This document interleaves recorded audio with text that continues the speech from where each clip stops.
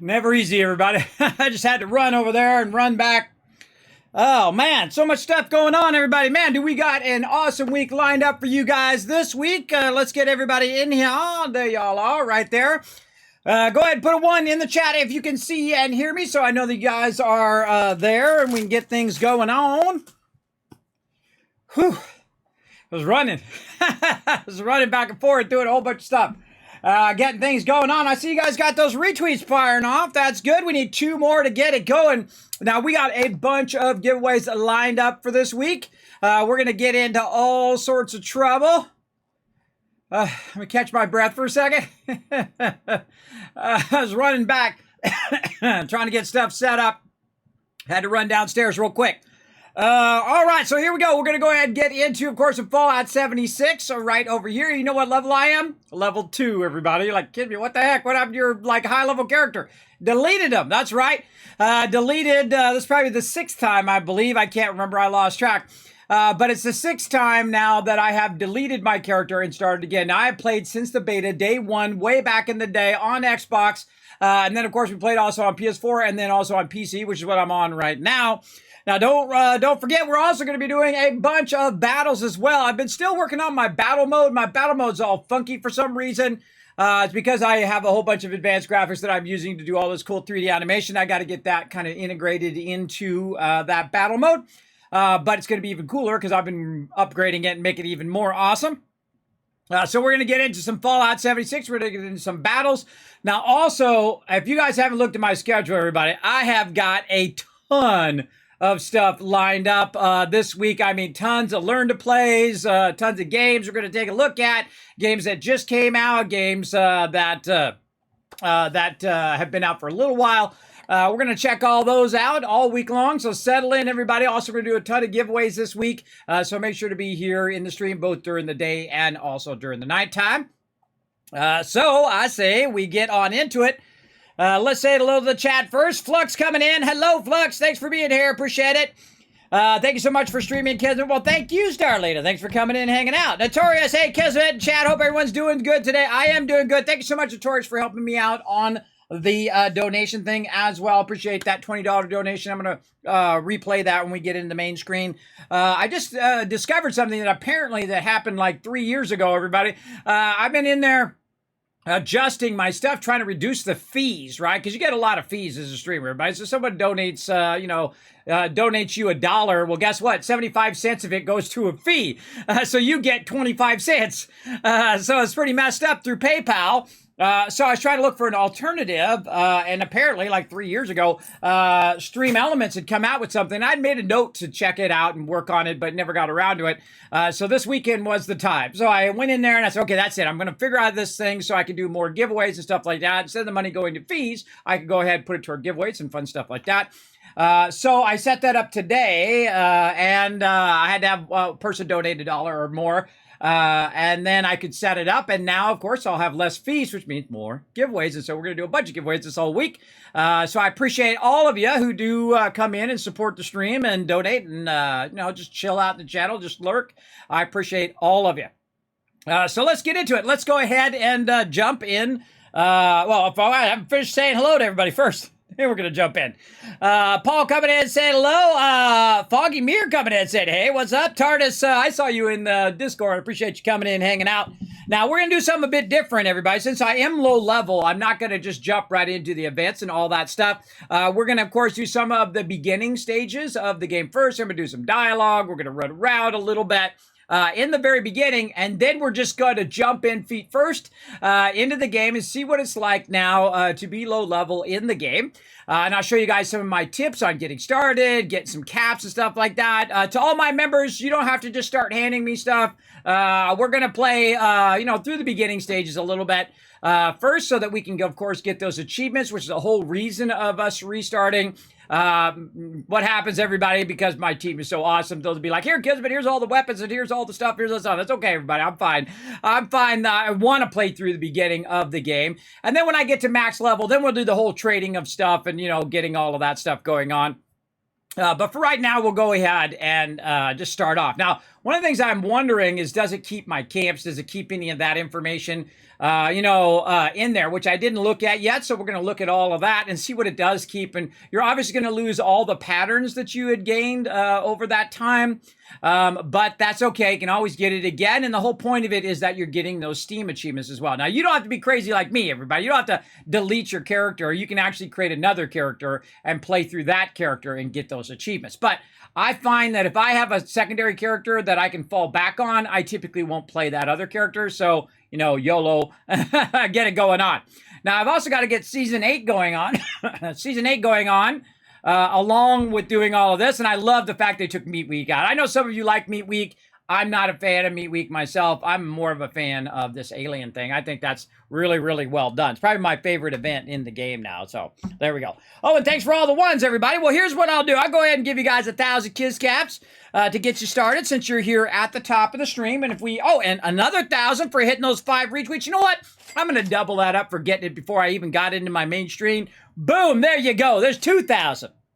Now you guys are ready for the giveaway. So here's what we're going to do. We're going to get into the main screen. I'm going to replay the stuff from everybody. And then we're going to start a giveaway. So let's do that right now. Let's go.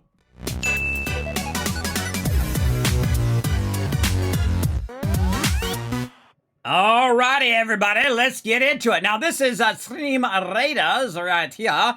I don't know why I'm in Stream Raider mode. Let me go ahead and pop out of there.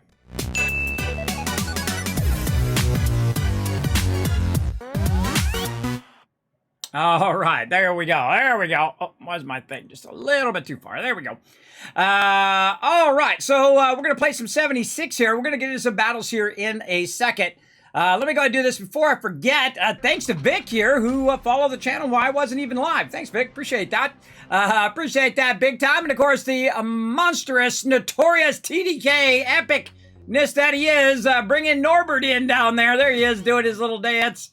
Little Norbert coming in. Thank you so much for that $20 donation. He says, looking forward to the streams this week. All the best, Kismet. Thank you so much, Notorious, for that support. Thanks for helping me out with that setup there. Again, this way, when you guys do donate to the stream, less fees, more giveaways. And speaking of giveaways, let's start it right now. Let's not screw around. Let's not wait around to the end of the stream. Let's get it going. I got a bunch of stuff to give away. Tons of stuff. Both tonight and then, of course, all week. So be here for every stream so you guys can get it going on.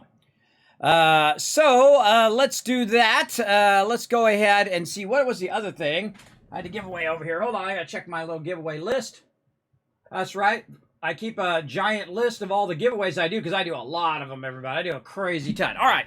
We got Crystal Barbarian for Stream Raiders. Let's go ahead and give another one of those away. Right over here. Bam! There we go. Now, if you haven't seen the new animated Saltbot, well, here he is. He's going to tell you all about the giveaways here in my stream. Let's go. Thanks, Kismet. I'll give them a quick overview. Hi, I'm Saltbot. Let's talk about what are Kiscaps, how to earn them and how to enter Kismet's giveaways. What are Kiscaps? Kiscaps are loyalty points for watching Kismet's stream. Use them for contests and giveaways. How do you earn Kiscaps? You earn 100 Kiscaps by going to the Twitch menu in the upper right corner, open your chat in a new window and type /host space Kismet. You earn 1000 Kiscaps by hitting the follow button, plus get free emotes to use in Kismet's channel. Work together with your fellow teamwork tycoons in chat. Type !RT, then click the last link. Hit the like and retweet buttons and everyone gets 1000 Kiscaps for every 5 retweets. For those of you who want to go above and beyond, you can donate to the stream. The more you donate, the bigger bag of Kiscaps you get. Plus you can subscribe using your Twitch Prime or choose one of the 3 levels of sub support for 5000 Kiscaps. This also unlocks all the awesome Kismet emotes, holiday emotes and animated emotes. Plus while you are lurking in chat, you're earning 3 times the Kiscaps and have 3 times the chance to win giveaways. How to enter Kismet's giveaway? First type !loot in the chat to see how many Kiscaps you have. For every 10 Kiscaps you can buy 1 ticket. Here are several ways to put in tickets for the giveaway. Type !ticket space max to enter as many tickets as you can. This can only be done upon first entering the giveaway. or type exclamation ticket space 1. Everyone gets a free ticket and a chance to win. To increase your chance to win, you can buy more tickets like 10, 1,000, up to 10,000 tickets. This is a promotion from Kismet and his supporters. Twitch does not sponsor or endorse broadcaster promotions and is not responsible for them. Thank you for being an amazing part of the stream and good luck. Back to you, Kismet. Happy streaming. Well, thank you, Saulbot. I appreciate that. He helps me keep my voice, everybody. I've done giveaways so much here in the stream that I've literally lost my voice from doing it. So there you go. So you got it going on right there. Yes, Meat Week was canceled. Yes, that's what I was talking about. They canceled it and they switched it over to the Aliens. I love the Aliens one. I absolutely love that one. I'm going to get absolutely owned at level 2, though. Greetings, General. Our little enclave has manufactured equipment you may find intriguing. Oh, really? Oh, I gotta save my caps. Oh, man, look at all this free stuff. Could not retrieve catalog. Please try again later. Uh-oh. Uh-oh. Oh, Hawaiian pants outfit. Take it. Get it. Oh, man, we got lots of free stuff. Smudge on my face. All right, we'll take smudge. And what do we got down here? Look, I've got a free supply package. I'm already ready to go. Now, the biggest thing, of course, out of everything that I deleted is, of course, all of my resources that I had before. Oh, look at all this cool stuff in here, everybody. Oh, I already own the catwalk. I like the catwalk. What do we got here? Oh, man, such cool stuff. They got so much cool stuff in the shop, everybody. I like the helmet. Look at all that. See, another one I really like is the Red Rocket stuff. All right. Oh, there's the connectors. Oh, I can't pass those up. I got to get those. All right. Those I got to get. You're like, Kismet. There you go. Oh, I know. It's such a rabbit hole, isn't it? Oh, there's a gold Mr. Fuzzy ride. See, I own the blue Mr. Fuzzy, but I don't own the gold one, no. Mr. Fleshy Cowboy plushie. Why must you tempt me? Why must you tempt me so? All right. Come on, we're too low level for all that stuff right now anyway. All right, so what I'm going to do is I'm going to go ahead and just get in my own private adventure for right now. And then as I get a little bit higher level, then we'll go ahead and get into the other one. By the way, I moved over to Steam with no problem. Brought my Fallout First over, my Atoms, all of that stuff over. But again, to get all of the Steam achievements, you need to, of course, start a new character. So to really kind of, burn the ship and, explore the new world, I basically deleted my character. That character, I don't know how many hours it has, probably, I don't know, 300-400 hours into that character. But see, I'm never afraid to start over again. I feel like this is always my favorite part of the game. Is that kind of new adventure that you do. So you'll see me do that quite often in most games. Like I'll play it through and then I'll delete that playthrough and I'll do a brand new playthrough because now you have a bit of the game mechanics, right? And they're always updating the game too, like they're upgrading that kind of new player experience here in the game. So I'm literally right out of the vault. Right, I just stepped out. We went and did all the stuff in the vault. I literally stepped out of the vault. My crew was there, and then we took a screenshot right outside the vault. So here I am, level 2, newbie Kismet. I got my glasses on and my red hair, my little ponytail going on, and my little hat. So we're ready to get into it right here. And again, that's one of my favorite things to do. Right, one of my favorite things to do is to start off. Now I got nothing, everybody. Oh wait, no, I got a little bit of something. I got some apparel there. I got some purified water, a little Radaway, and whatnot. I got a supply package there. All right, well, I'm looking okay. Now, one of the advantages, somebody logging in. Menturos, what up, Menturos? He's already level 131. I bet you that's the character he started over and whatnot. Now, remember, Menturos, don't run around. If you're going to be really high level, don't run around with me because you're going to be super OP, so it's going to make it less fun for all of us newbies. Don't give me anything. I don't want anything right now to start off because, again, I want to get that new player experience so I can kind of run around and, get the gist of how well it is to level up at the very beginning. So just a heads up. So if you're going to hand me stuff, I don't want anything. I knew. See, look, he's already doing it. He doesn't. They don't listen, everybody. They don't listen. All right. So let's go ahead and get TARDIS in here. Now, if you are high level, I'm not going to invite you to the group. I do ask that you do not run around with us because, again, we're trying to get that new player experience and get a gist of it there. Now, you can save it for later, Mentoros. Just hold on to it, bro. And then we'll come back to it later on, all right? I appreciate you, though. Okay, so I'm going to run over this way. Because I happen to know there's a lady right over here, and she's got herself a little pipe pistol. This is so wild, everybody. It's so wild when you first start off in a game, right? I really enjoy that part. Now, we want to go ahead and favorite this right away, right? So we want to go ahead and put this on our thing, and then reload it if we can. And then hit V to go right here. Now, look, it even tells you how to aim and shoot and all of that newbie stuff. So we'll walk down here. Hold on, I gotta turn my game sound on. I don't know what it is about Fallout that I always have turned it up. All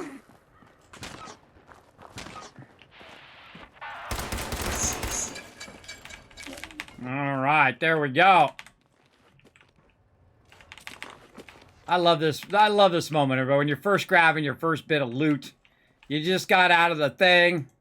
Oh, look, I'm out of stuff, but I can still beat him with it. Like that. Hey, no! Come back with my loot! Oh, well. So we're just kind of running around, grabbing the loot. Now, one of the cool things about when you first get started in Fallout 76 is that the loot is, when you're in group, like me and TARDIS are in group here, what happens is oh, we can grab it before it falls away, is that I get the loot, and then he gets the loot as well. Right? Get him. Get him. me and TARDIS are noobing it up.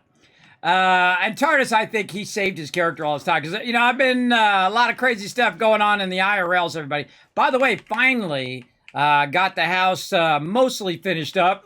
There's a little few things they got to work on the other side of the house, but mostly we good. All right, so, and again, now, remember, these are instance, these mobs are instance. Now, if it's something that's sitting out in the world, that stuff is not instanced. So, you got to watch out for that. Just got to run up here and wail on them.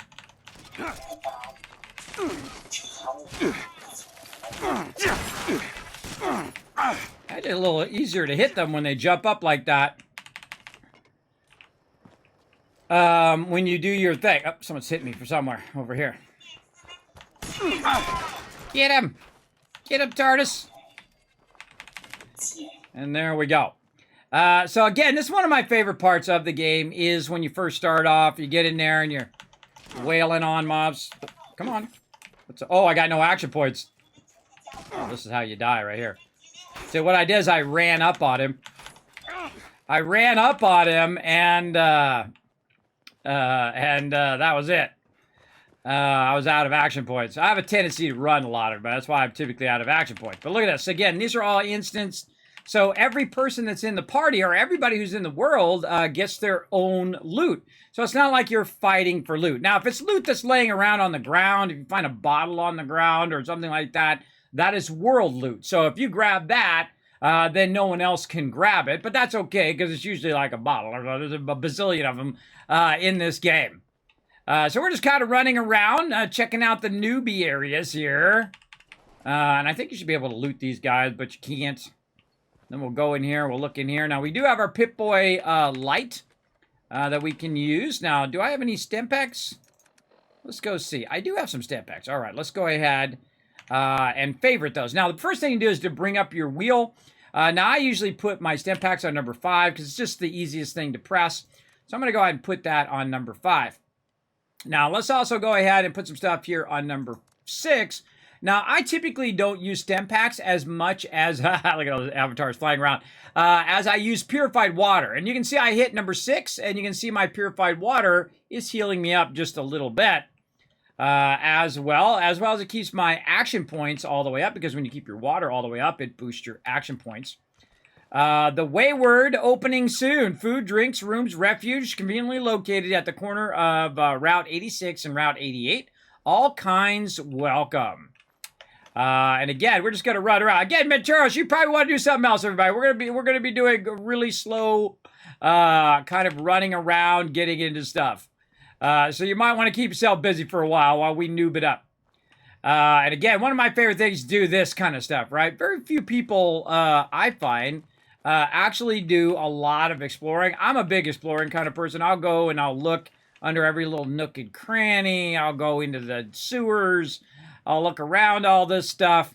And I'll show you how I make my caps in the early game as well. Me and Tartar's just kind of looking around. All right, Tartar's. I'm going to double. Oh, well, I got to say hello. All right, Tartar's. I'm just going to noob it up a little bit here, do some dialogue and all of that stuff. I'm going to double back toward the vault. All right. And so basically what we did is we did a little bit of battling down here. We collected a little bit of loot.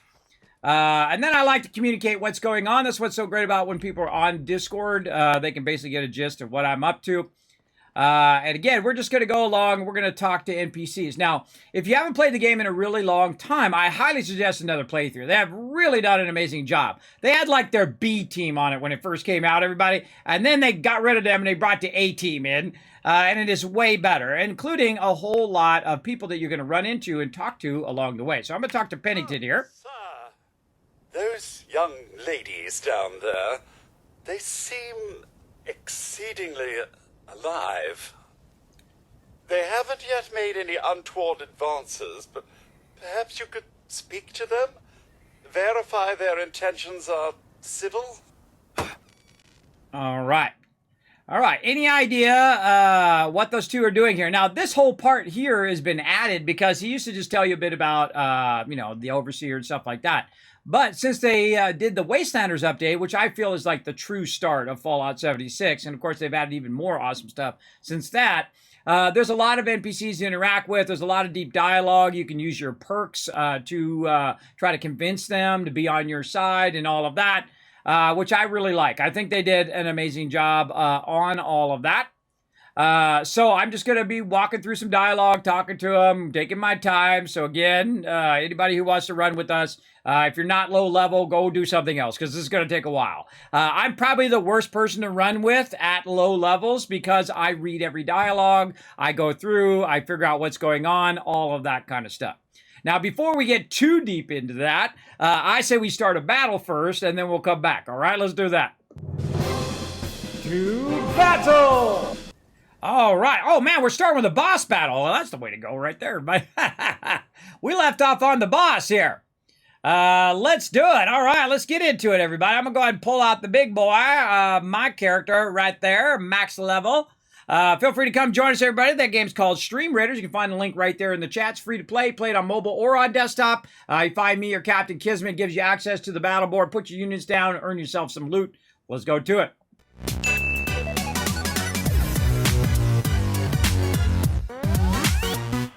What up, Mayhem? Mehan MJ. I am so bad with names. I'm probably butchering your name horribly.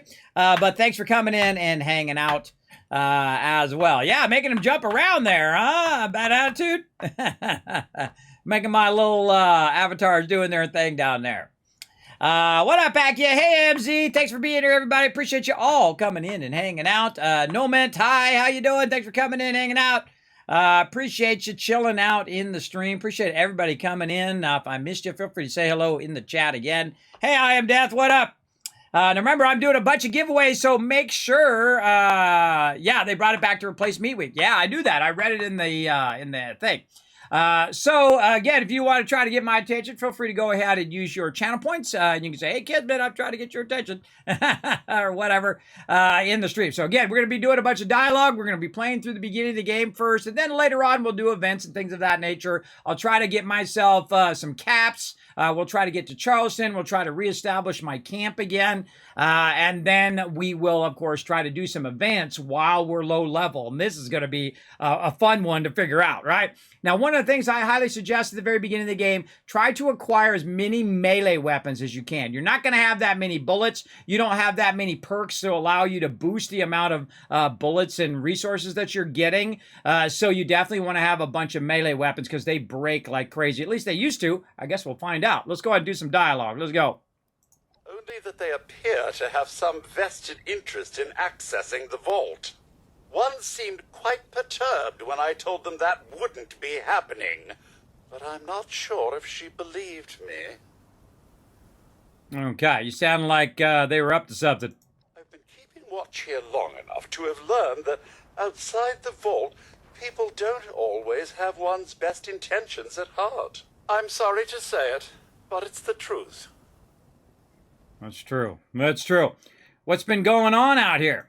Until quite recently, it's been exceedingly peaceful. I maintained my post, greeted latecomers out of the vault, and otherwise reveled in Appalachia's natural splendor. But very recently, it seems people have come back to Appalachia. Those two and more to boot. The non-vault sort, you understand. It's all very concerning. Who knows what they might be up to? This is true. Oh, we get to play through the Steel Dawn line again. Ooh. Ah, have you seen the Overseer? Well, yes, but it's been some time. But she was a resourceful woman. I'm sure she's all right. True. I ought to be on my way. Thank you, Pennington. Oh, do be careful out there, sir. I'm on it. What up?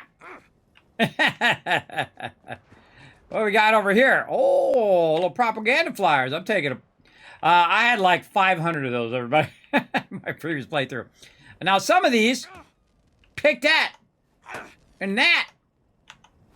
Some of that. All right, Pennington. Let's go down the way here, and let's go ahead and talk to the ladies down here. Again, Menturos, you're too high level, man. You're level 28. You're too high level, man. Again, find something else to do, bro. Because you're going to make it less fun for us newbies if you're higher level. Hold on. I gotta do this again. If you're high level. I'm sorry, bro. I'm sorry. But if you're like nearly max level and we're like noobing it up, it's going to affect our starting thing. I know you just want to help, man, but I'm just trying to let you know. Big love to you, though. Big love to you. Just in case you don't know why, that's why. All right, let's interact. Whoa. Just a friend here, not a threat. Just had some questions for you. You came out of the vault, right? I thought it was empty. Wait, is the door still open? The door is still tight. No one's getting in. God damn it. We got a tip from the Wayward. Heard of the place? New bar down the road. So this guy told us that... After you gave him the last of our caps? And he said that inside that vault is the... You know, that's where the big one is. Our last chance to turn our lousy luck around. Oh yeah, there's a big one in there, all right. We managed to trap it, but I barely made out with my life. Tell me about the bar. The big one, what are you talking about? Let's go with that one. You know, the thing that brought everyone back. The treasure. There's treasure out here? I think you've gotten some bad information. But... I told you, Lacey. The guy was scamming us. But... those were the last of our caps. No. Someone has to know something. We're just gonna stick it out until we find them. Wonderful. Thanks for answering some questions for us, I suppose. Seems only fair I return the favor. Anything we can answer for you? See, now I can use my charisma. See, they added the ability to use your perk points and much deeper dialogue thing. You know, like in Fallout 4, they had truncated dialogue, right? Where you just, like, it tells you you're going to say, like, these 3 words, and then you say 5 paragraphs. But now you can go through in there. See, now I can use my charisma, which is why I have high charisma, so I can convince people like this to help me out, or tell me all their secrets, or tell me all everybody else's secrets. So in charisma, it says, smart, capable person like yourself probably bought a spare weapon up here. No, one might she share. Oh, now that you mention it, I guess I could spare these. Here. That's why I go high charisma. So I got me a machete and some 38 round and a pipe pistol. What else can you tell me about this treasure? Happy to tell you what I know, which isn't much. Someone made a broadcast not too long back about there being some kind of treasure buried in Appalachia. We don't know what, we don't know where. But with people as desperate as they are, it's meant everyone with a functioning radio has come back to try and see if they can get a piece of it. Monsters or no? Guy we met at the Wayward. Carter, I think was his name. He gave us a couple of leads to chase down, in exchange for all our money. Up to us now to make something of them. What can you tell me about the area? About Appalachia? Other than it's a graveyard? There's that.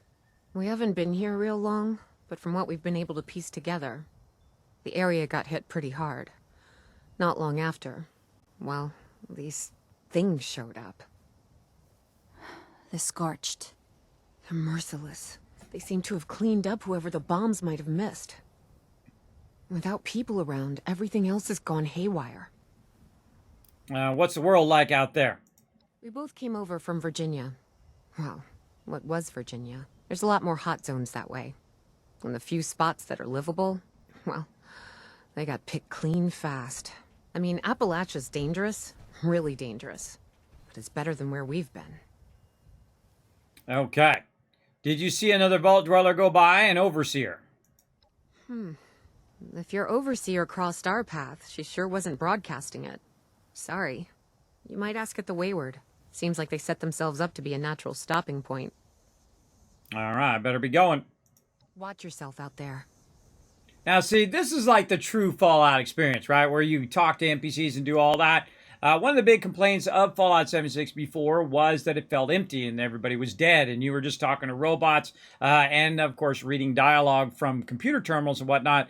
And I think that was their intention initially, is that you start with the world's really plain, and then, of course, people start coming back, and then you start interacting with it. But I don't know for sure, but that's what they did. So basically, what it is that they had already opened the vault. And we had come out, and then we went back in, and like a year later, then the people had come back to the wasteland, and so now you've got all of these people. So really, I've come out of the vault, and I've gone back in, and then I've come back out again, right? That's pretty much the story of where I'm at now. But it's actually interesting that if you are high level and you talk to these NPCs, like say you've got a level, 50 character or more, and then you come back and talk to them, you can actually intimidate them because you are high level and that you are seasoned in the wasteland, which I find an incredibly cool take on that as well. Stop putting that gun in her face. All right, what up? Let's see what we got over here. We got a little table knife. Got some pans and stuff like that. Yeah, I'm just totally just taking all their stuff. Hey, appreciate it. You guys take it easy. All right, TARDIS, let's go, bro. Let me get some stuff going here. Now, if you want to run ahead, TARDIS, you're welcome to go ahead. Again, I'm going to be going real slow. I'm going to be looking at all the dialogue. For anybody who's already run through here, it's going to be pretty boring. If you're run through here or whatnot, I would suggest to find something else to do. Especially don't want to run ahead of me and like kill all the mobs and do all of that. Don't do that. That's going to make it less fun. Just so you know. All right, how's this one versus this one? These are pretty much the same. All right, pretty much the same. Pipe pistol. So we'll get our pipe pistol loaded. Now, one of the things I suggest you do, and let's go ahead and fix this actually. We're going to go ahead and put the machete. Why can't I do the machete? Hold on. I think I got to switch this one. The pipe pistol. And switch this one to machete. Yes. I always have a melee weapon on number 1. And this way... I always have a weapon ready if I run out of ammo or whatever it is. So let's run up in here and look for some resources. Oh, and there's a settler right there. Keep a lookout for raiders. Yeah. Well, now that people have come back to this area, they'll all want to be setting up places like Foundation. Boy, am I parched. You got any drinking water? I do. How about some cool purified water? On a hot day like this, your generosity is a refreshing change. Oh, and see, my settler's reputation went up. Now my reputation's reset. All the way out here? My reputations have set back too. Now, see how I already ran into a few NPCs? I feel like it's way better because they did that. Because they upgraded all of that. Tartarus down there cooking some stuff. Now, of course, I already know the game mechanics, so it gives me a huge advantage. When you're first starting off, I know that I can grab these wood piles. You don't have to make, like when you're playing a game like Ark or something like that, where you have to make yourself an axe or a shovel or any of that stuff. You don't have to do that in this game. This game is an RPG game. It's not a crafting game. It's not a survival game. In that way. So I don't have to get an axe and cut down trees or do any of that stuff. You literally just walk up to the wood, you hit E, it picks up the wood, GG, you're good, right? That's all you need to do. So let's keep making our way down the hill here. We'll go ahead and follow the path. And again, every time you see a log on the ground here, I suggest to grab that, grab any flowers. Again, this is stuff that you can either use for your resources or you can make into things that you're going to need later on. And then log right here. Now, this is the way I am when I first play games, everybody, is I like to play the games through naturally, right? I like to play through as you would normally play through, right? You come out of the vault, you're looking for stuff, you're looking for resources, and not just kind of speed ahead. Which, sometimes my members, when we're playing, they're already, high level, and then they're like, well, Kismet, here's a whole bunch of stuff. I appreciate it. Believe me, I'm not saying I don't appreciate it, but know that that does cut down on some of the fun, especially if people don't ask you for it. It's called unsolicited help, but I do appreciate it. I know where you're coming from. You're coming from a good place, but know that we're just trying to noob it up for right now. Noobing it up is fun. I find it incredibly fun just to run around and, collect the wood and read all the dialogue and, just try to get the full experience instead of just rushing to high level as quick as possible. And that has a tendency to happen when you're playing with other people because they're in a hurry and they want to just rush ahead. The enemy must eliminate trees. Additional wood samples are unavailable at this time. Oh, okay. So sometimes you talk to these guys and it gives you free resources, free wood that you can grab. So again, this is on my server here. So we're going to run around, grab some resources. Now remember, there's open world resources and there is also, and then we discovered the lumber mill. There's open resources and then there's also, get on the top of this, and then there's world resource. Like this right here, this waste acid, that's a world resource. Oh.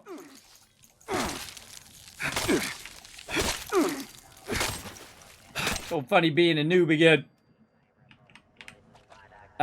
So there we go. Oh, I should have done nearby corpses. I have forgotten. So it's fun to be a noob again, basically. All right, let's go ahead and burn up one of these stem packs. Wow, used it right at the right time. Where are you?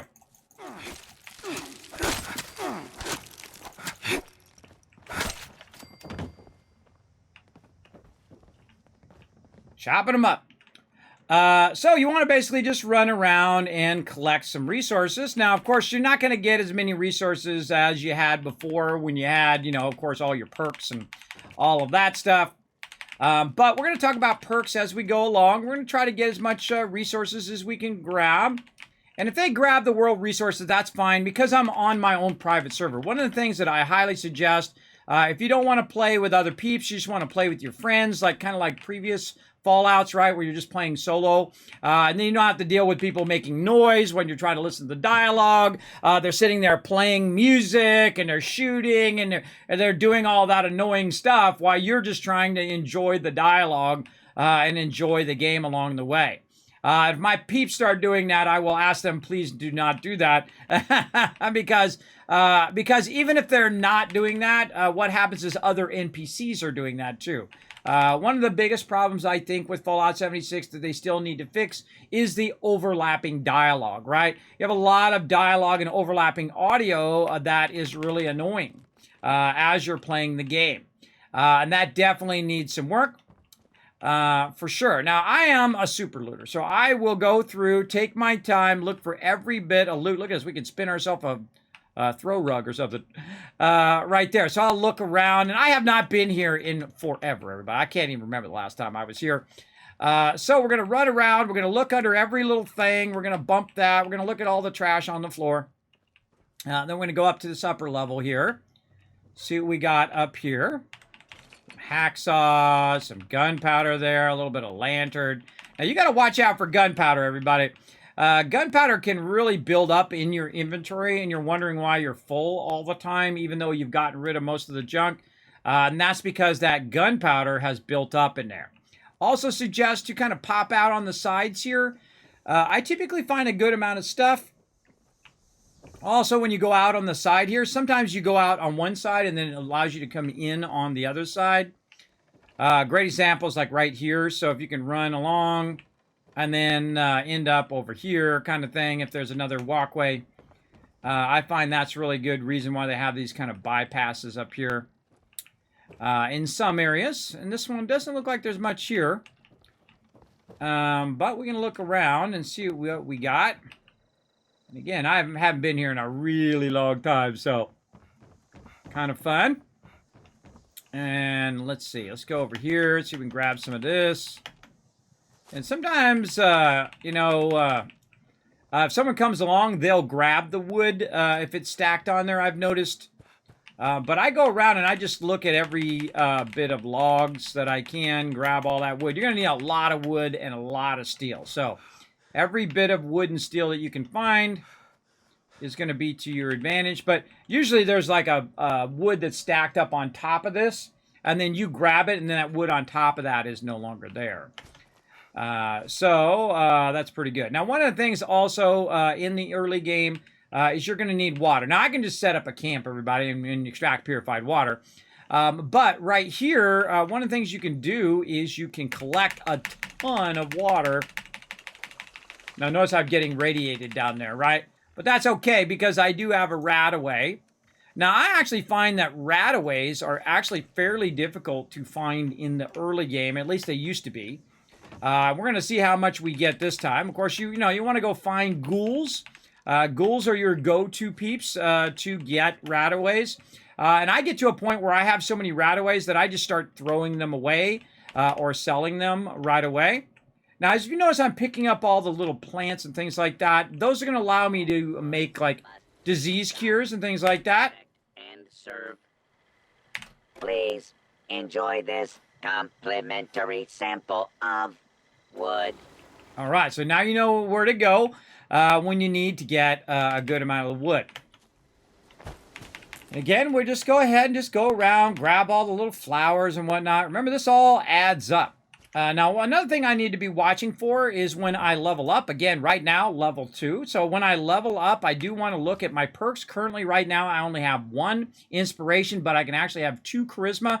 Now, last time when I did my legendary perks, and these are going to take a long time to do again, everybody, but that's okay. Again, the journey is the most important part, is the funnest part, I find.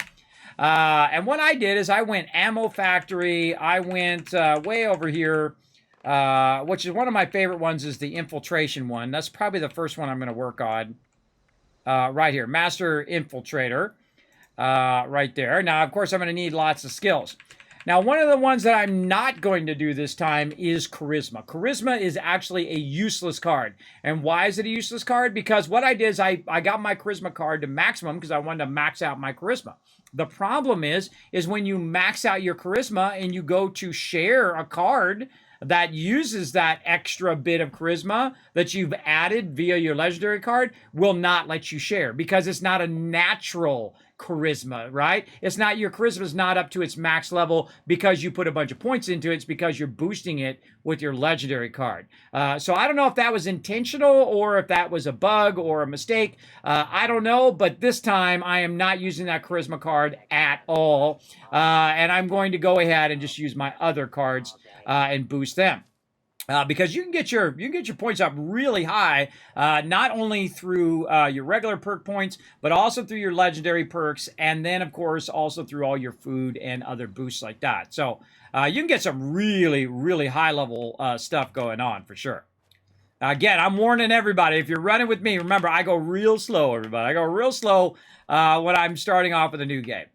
All right, now I just happen to know that we got some spots. Want to keep grabbing here. I'm just gonna kind of run back up here. Very rarely go up here to these little camps and stuff. Fix that. Ugh, it never seems to end. I'm gonna find myself a fat man and give them raiders a reason to call it Crater. Need a fire to keep warm when the sun goes down. All right, well, thanks. Taking your moonshine jug. Oh, she's cutting some wood here. Taking that too. Industrial cleaner, taking it. Cement, it's mine now. If the scorched to the fair. Now, one of the advantages of having your own server, now you can play the game totally solo if you have Fallout first, or you can just do it in the regular one too. Just don't talk to anybody. But what you can do is you can run around, and the whole world is yours to loot. Right? There's no one. You're not competing with anybody other than your friends that you have on your friends list. But you're not competing with anybody over the loot. And one of the things I find about Fallout First 2 is that if you've played through the game once, and then you come back later, or even if you're in the higher levels and you go to Fallout first, is that you will go into an area and discover a whole bunch of new things, because what normally happens is all that stuff's already looted by the time you get there. So that is one of the great advantages of having that Fallout first. And that's why I like it. I like it because you also have your camp and all that stuff. I'm going to backtrack a little bit back towards 76 here to get these little camps and stuff out here. Then I'm going to go down to Wayward here in a minute. All right, just letting TARDIS know what I'm up to. I'm just going to kind of walk back up this way. We'll kind of walk up the road here. See what kind of trouble. Man, my action points are really bad, everybody. I forgot how bad your action points are at the beginning of the game. Look at me, just noob out of the vault. Such a little newbie. Alright, and again, a lot of stuff up here. A little fire caps, wood. I mean, you're going to need a good amount of wood for sure. So just every time you see it, get it going on. And I'm kind of like, I like to goat trail it, right? Just run around and goat trail my way around. And then I'll run into some resources. Oh, whoa, fighting something. Moonshiner's Shack. I'm okay! If those raiders come snooping around, they're gonna regret it. All right, and again, one of the things that I like to do, go around and just grab everything. Oh, there's a thing there. I should have just straight learned that. Uh-oh. That's that. Getting nerved by corpses. Take all. One of the things that you can do now is you can see when you, if you haven't seen the game in a while, is when you learn something, it will actually tell you it's learned. Actually, in the beginning of the game, it would not tell you that. So you'll buy a recipe and then realize that you had already learned it. And so you had wasted 800 caps on a recipe, which really sucked, and whatnot. I need a little bit more salt. Gotta prepare for even more settlers moving in. Sounds like a plan. Whoa, who's this guy? Not enough people nowadays value the importance of a well-crafted meal. This is true. This is true. All right, so again, we just kind of run around, see what we can find. Leather mod there, industrial cleaner. Now, whenever you see a workbench, everybody, one of the things you want to do is you want to scrap all your junk straight away. Right? That's typically what I will do, is just to reduce the weight of everything. Now, this right here weighs 0.10. I can actually tell you if I actually take that out, it will actually weigh more. But like this is less than 1, and if we scrap it, you'll see that my weight actually goes down. Your weight management in this game is vitally important. You definitely want to work on that weight management all the time, because this is another one of its biggest downfalls, is the fact that you're constantly full all the time.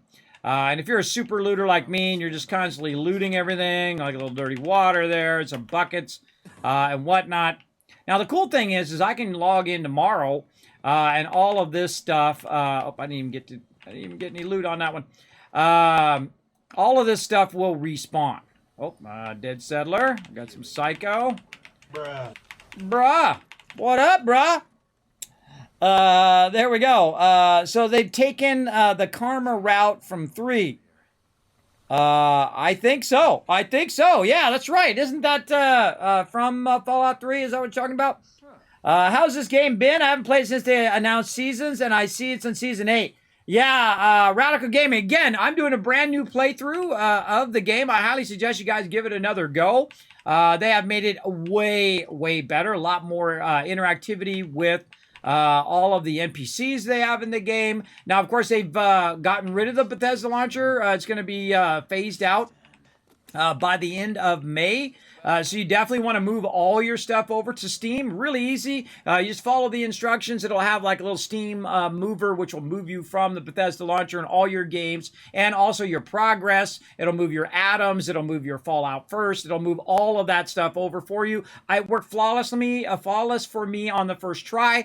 The only thing I had trouble with was I was trying to tell it to update, and it wouldn't update my thing, so I restarted my computer, told it to update again, and then it worked, right? So if you do have that problem, make sure to check that out on my Discord, where I did post what the problem was and how I solved it. Oh, there we go. Right there in the chat for you. Feel free to check that out. All right, and again, look at all these stills and stuff they got going here. It's hard work making a living out here. This is true. Okay, and they got a bit of a brewing station up here. Now, they added this at some point, too, so you can make beers, spirits of different types of bourbon. Oh, I got to unlock all the bourbons and stuff again, too. I forgot all about that. And then, of course, again, you have a whole bunch of random NPCs. Now, some of them are just like, you know, dialogue. I make it just like Mama did. Like that. And then some of them are like you talk to them, and there's a bunch of different interactions and whatnot with them. Now, because I do have Fallout first, and I have all of that stuff from before, meaning that I still have the ability to go ahead and pull up my camp, right? So even at the starting level, I can pull up my camp. I can go ahead and put stuff in my scrap box. Now, the cool thing about the scrap box is that it is unlimited, right? So if you have Fallout first, you have the scrap box thing, and this is probably, if you're a big builder like me, this is probably the most powerful feature in Fallout first, is that you basically have an infinite amount, meaning that I can put it in the scrap box, and I don't have to actually put it in my stash. Very rarely do I put anything in my stash. There's only 2 things that I put in there, high radiation fluid, and then also the thing from the Colossus, whatever it's called, to make, of course, the hero's potion or whatever. I can't remember the name of any of that stuff, but I'm lucky I can remember my name at this point. But you get the general idea. Liquid Courage. That's the name of it. Liquid Courage. So we can start to put stuff also in our stash that we're not using, right? Like I have a bolt action pistol versus the 38 I've got right now. The bolt action pistol does 40 damage, where this pistol does only 12 damage. But the problem with the bolt action pistol is that it uses 308 ammo, and I've only got 2 of those. So I suggest in the very beginning, just keep all the weapons on you. You know why? Because your weapons are going to break. They're going to break, and you're going to need to switch to another weapon, whether it's a melee weapon or it's a ranged weapon. So I suggest just keep everything on you until you start to get overburdened. Now, over here, it also has a Tinker's Workbench in here, so I can go in and I can scrap stuff. I can go into weapons or any armor that I have, and I can scrap and delete those. And you'll see me just start doing rows and rows and rows of those eventually. Now, anytime you also run into any potatoes or any food like that, you definitely want to grab that so you can also use that for your camp. And again, try to keep multiple melee weapons, multiple ranged weapons, because they're going to break a lot. Also, your food's going to go bad, right? Drink to gain positive effects, and so on. So all of that stuff is going to have an effect. Now, right at the very beginning, though, because you have that ability, you can go in and try to make a camp. Now, I cannot make a camp right now because the way I make a camp is you basically go into your Pip-Boy first, right? So I can't just hit V and then bam, start building a camp. I have to actually put down my camp thing to start, right? So I hit Z, and then I can go ahead and put my camp down and start building a camp there. Now, I'm not going to, but I could start to build out a camp and start extracting water and do plants and all of that. But we're going to do that later on when we get into Charleston and whatnot. Now, again, it's a bit different where we're not doing the events like we normally were. We're doing all the events and we're running the high-end stuff. Because they did phase out the Bethesda launcher. Now we're on Steam, so we want to get those Steam achievements. And we don't... One of the problems also is that when you fast run through the game, is that you're going to miss out on some of that low-level stuff and that low-level achievements. And that's what actually happened to me in my last playthrough, is the fact that I was going so fast as I was hanging out with my crew that I leveled up. And we'll do that battle here in just a second. That I leveled up so fast that I ended up not doing a lot of the lower level quests, right? And so I kind of lost where I was. Where was I at? What was I working on? What was I supposed to be doing in the quest? So I'm going to try to stay on quest best I can. Down trees, but does not require lunch or lavatory facilities. Protect and serve. Offloading excess wood to responsible. Just keep talking to those guys. Get your wood going on. Now, again, I highly recommend Fallout First, everybody. I think it does add a great dimension to the people who want to play it at that higher level. Remember, it is not required. If you got a buddy who's got Fallout First, you can jump on their server. If you're on PC, you're welcome to come jump on mine, unless you're high level right now.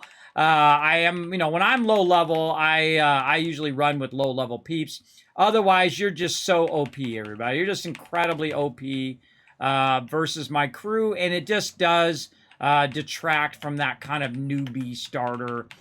You're running around, you got yourself a little pistol, and you're doing that. That's part of the fun of being a newbie, right? Instead of just trying to rush through the game. You miss out on all those little low-level achievements, which is what we're trying to do anyway in this particular playthrough. So don't feel bad, everybody. Don't feel bad. I'm just trying to tell you like it is, kind of thing. I always tell it to you straight up in this stream. All right, here we go. Let's look around and see what we got over here. I think that we've been here. We've been to this one? I don't know. Let's go first person. Oh, no, we haven't been. This is the ruins. All right, let's see what we got over here. Job opportunity. Let's look. Gary, you sick of cutting wood over there yet? I've been working at West Virginia Lumberyard for a few weeks now, and it's been a world of difference. Better pay, better hours, and best of all, no robots. I talked to the foreman here, and he's looking for a few more guys. You better grab the gang and head over here before someone else fills your spot. Paul. All right. Paul, I'm taking your axe and all of these resources. What up, Paul? All right. And this is some of the fun. Everybody's running around and finding this. Now, if for whatever reason someone else grabs that note, see, if you're playing in the regular mode, someone else would grab that note and you would never see the note. And that's one of the advantages of Fallout First. Now, one of my crew could actually grab it, and then I would miss it, and then I have to come back. But that's one of the things I highly suggest is that you go go through areas multiple times, and you take your time, right? Don't be in a huge rush to get through that area to go to the next thing, Right? Oh, God, it's like that guy got caught up in there. They got caught up in there. And again, I'm just taking my time, getting the wood, grabbing resources, looking around from that newbie point of view. And every time you see a bench, everybody, R, and then scrap all junk. Again, to reduce your weight of your character. Some dirty water in there. Very nice. And again, I have not been in here in a long time. Long time. Because again, once you're high level, everybody, you stop going in these areas. You just go in the higher level areas. Oh, that's wood scraps in there.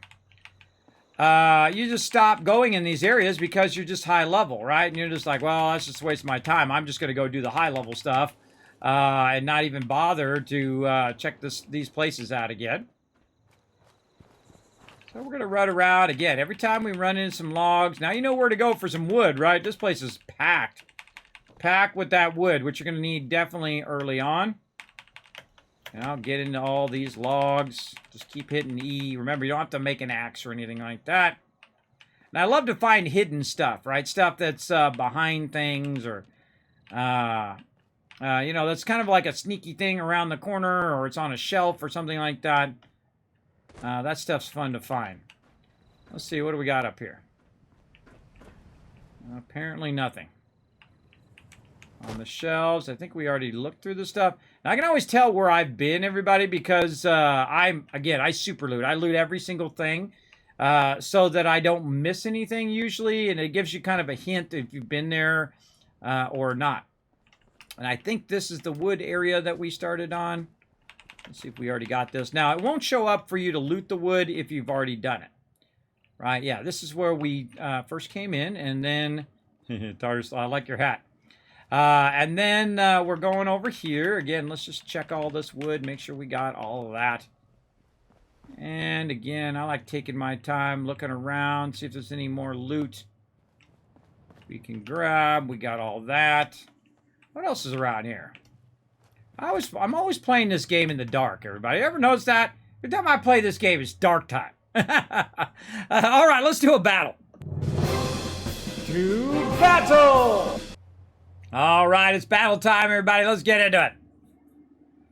I'm gonna crouch and hide. Crouch and hide while we do it. Junk storage box is super nice too. It absolutely is. I absolutely love the thing. Now, this is my 6th playthrough, everybody. I have literally played for thousands of hours. I think it is. I don't know, because I'd have to look in there. Or maybe it's like a 700 hours, something like that. A lot. I wonder if that keeps it. Let me go look and see if it does it in your challenges. Let's see if it remembers. Oh, it does remember. Oh, it moved my some of my achievements over. Oh, all my achievements are still there. Oh, we'll have to look at that when we come back. I'll show you all of that. I didn't realize it. It actually moved all of your achievements and moved all the hours that you've spent in the Bethesda launcher, has moved it over to Steam now. That's cool. Awesome. Let's say open captain chest, give you guys some love. AMZ, I am death, getting yourself some sweet loot right there. Rotisserie G coming in, MVP with 21 kills. That one's outside making lots of noise. Rotisserie getting that 21 kills. He is our MVP of that round. Nice job. Oh, Akia, nice job with the 6 units. I am Death also putting down 6 units. Thank you so much for backing us up. Now, I'm trying to get this battle mode back up and running, everybody. I'm going to probably work on it some more after the stream so that what I can do is keep running these battles. What the heck is going on out there?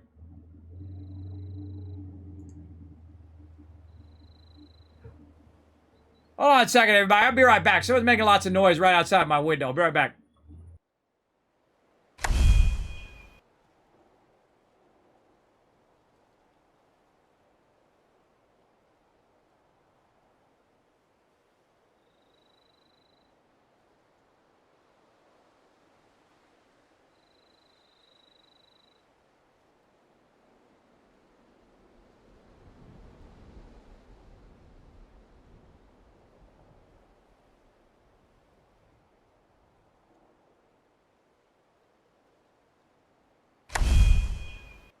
Just never ends, everybody. Never ends. 3 years. They're out there putting some wood out there. They're going to be reworking the back of my house.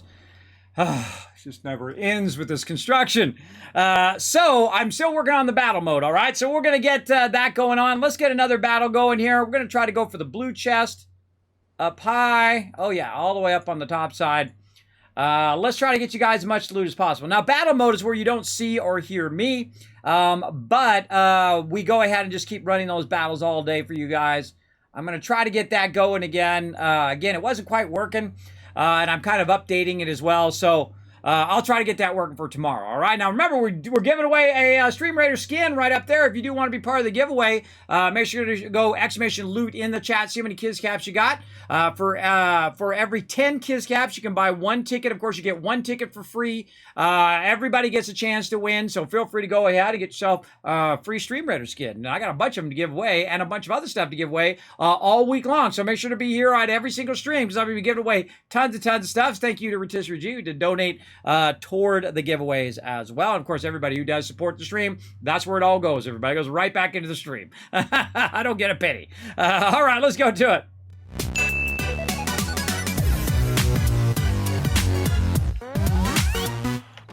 All righty, we're back at it. Okay, so we did that. We looked at that. Let's go ahead and take a... Oh, there's a fox. Man's got to eat. There's a fox somewhere. Okay, so again, instead of running up ahead and running to the wayward and say, oh, we got to do our dialogue and we got to run through the game as quick as possible, I'm just going to explore around, right? Take my time here in the newbie zone and look around here and just talk, see if I got this guy already. Trees must become desirable wood products. Please enjoy this complimentary sample of wood. Check all this. Got all that. All right, let's just look around here in the noob zone. Now, I don't remember much over here, so there might be not much over here in the first place. But we're just going to look around. Again, take your time. Remember, there's no hurry. I mean, you're not in a rush. And again, every time you see a log on the ground, get that wood. Oh, see, look, there's more over here. Now, watch this. As I get the wood pile, see, it takes the top of the wood pile off. That means that you've already gotten that particular area. And then this here, we can get these logs. And usually the logs are like together. Oh, I need some water. Usually the logs are together so that when you grab the thing, you're grabbing the whole pile at the same time. Yeah, just kind of wandering around. Now, again, I'm pretty terrible to run with because, again, I go really slow. I'm not rushing to the next thing. I'm kind of meandering along. So that's why I usually tell people, you know, hey, you're welcome to run with me. But know that I'm going to be going really slow and that I'm going to be looking at everything and I'm not going to be in any rush. Don't rush me, kind of thing. Don't say, Kismet, come on. Don't do that. Otherwise, I'll just boot you from the group in the first place. Oh, speaking of the group here, I'm going to go ahead and create a public group here. Convert team to public, and then we'll go intelligence so everybody's getting a boost. Now, because I do have... see, the problem is with the NPCs. See how they're constantly, like, talking and they're annoying all the time? So what you can do is you can get in a group, and I can change the public team to intelligence. What does intelligence do? It actually boosts your ability to get XP, right? Now, another way of boosting the XP is I can go in here, and I can go ahead and put this in. And I can roll over this, and I can actually say, hey... I want to go ahead and share this card. So if I hit T, it's going to say, oh, wait a minute, you need at least 3 points of charisma per perk point to share that card, right? So I got to get one more charisma. And you'll usually see me go charisma first. And the reason why is because as I'm doing these kind of starter quests, I'm able to talk to people and then they will say, oh, okay, Kismet, here, let me tell you this, or here, let me give you a weapon, or let me give you this, right? That's really cool. And one thing I noticed too, because I have already played through before, is that first lady who gave me a weapon, sometimes she gives you a different weapon, because she gave me a different weapon before than a pipe pistol. She gave me a 38 pistol before. So it is interesting that it does kind of randomize what she gives you. So again, I run around, I grab all loot. Now, normally I would blast all of these. How much ammo do I have? Oh, I got enough. All right, turn my light. I'm going to turn my sound back on.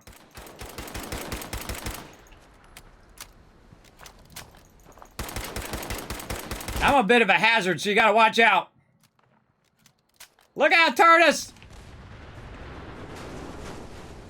Now, I love blowing up cars. Look at that, man. We got a quadruple out of that. So bam, bam, bam, bam. All that stuff got blown up in the same thing. Now, it's much more fun in Fallout 4 because it's a permanent thing. Once you blow up the car, that's it.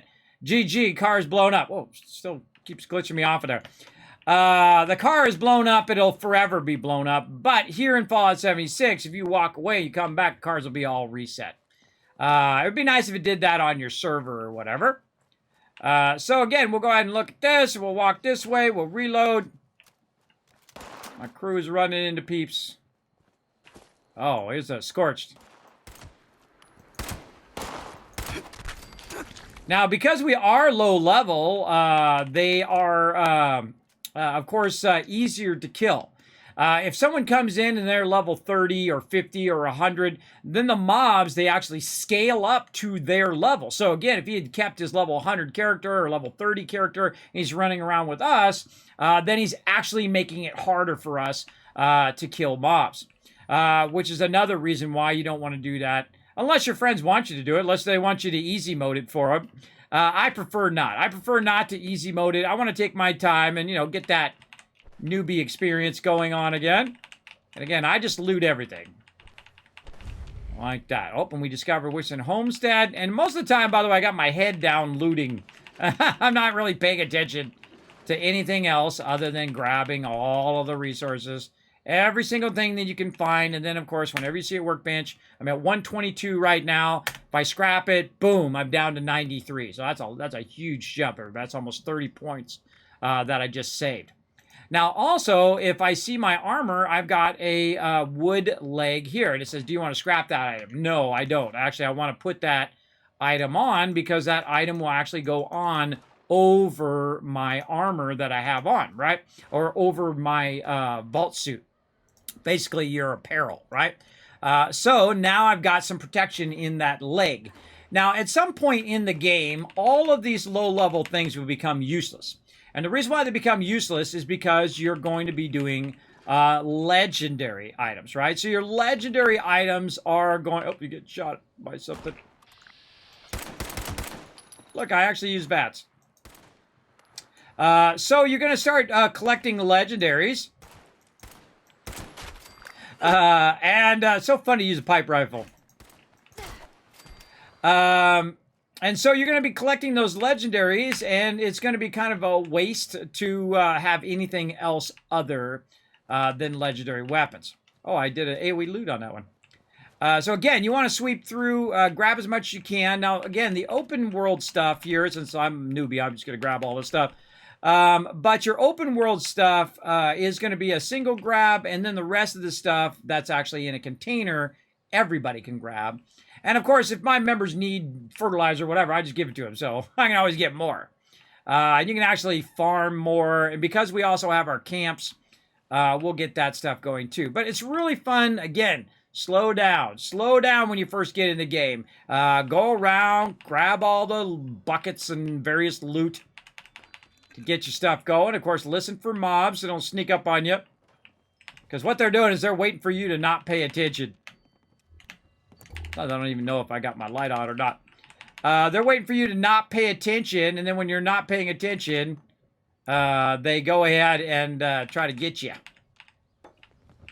So we'll go ahead and loot all of this. Now, I think most of my crew also has Fallout First, so they have their own server they can run around and grab loot in as well.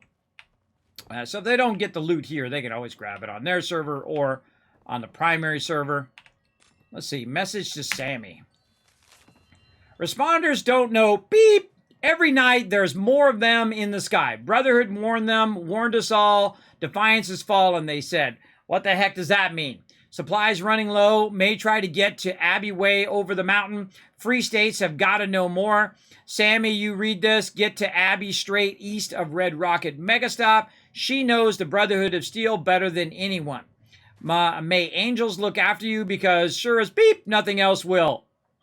So we got to get to Abbey straight east of the Red Rocket Megastop. I should probably be writing this stuff down. I'm going to write it down in this playthrough. Find Abbey west, right? Oh, no, east. Wrong way. East of Red Rocket Megastop. Oh, that's Megastop. Hold on, that's way at the top. That's Abbey's bunker. That's way up here.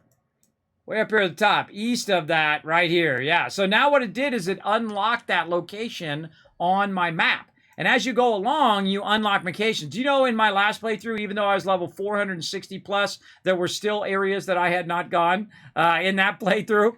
Absolutely. We also got the Wayward is on our map. We checked out the Moonshiner Shack, a little survival tents and stuff that we put down. We checked that out. We came down here and we found the lumber mill. Now, there's some other places to discover all over the map that we'll get to. We're kind of headed toward the Wayward here.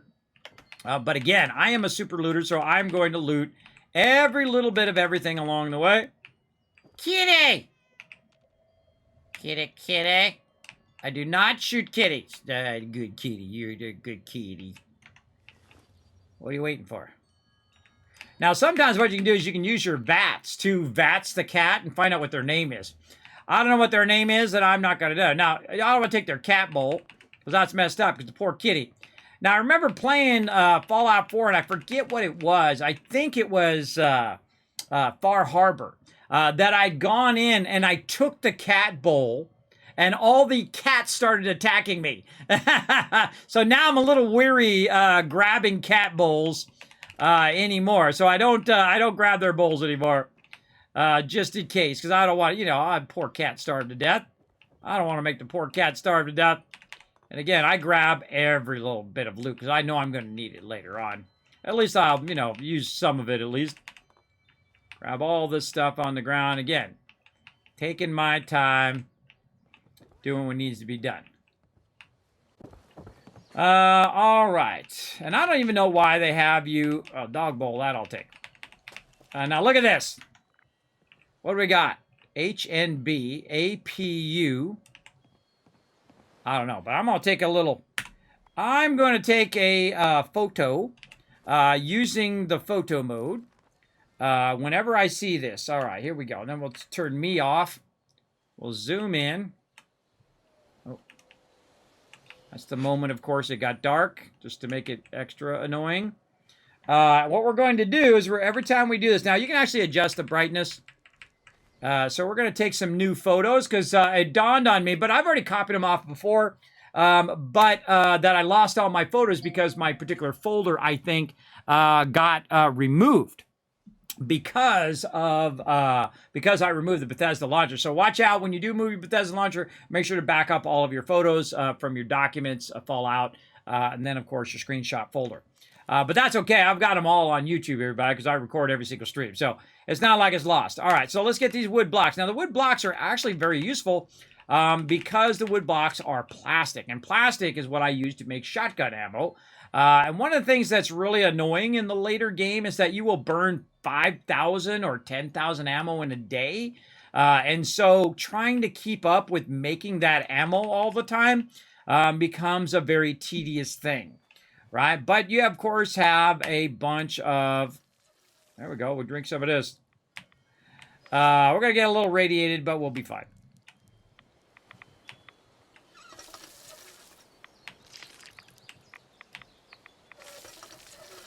There we go. So it can be tedious to keep your stuff up here. Oh, we got some carrots too. Look at this. Add some blossoms there. Yeah. Get all that good stuff. Again, grab all of the resources that you can when you're running around, especially at the farms and stuff. So let's go look around the farm. Now, I'm overburdened right now, so I do need to find myself a workbench.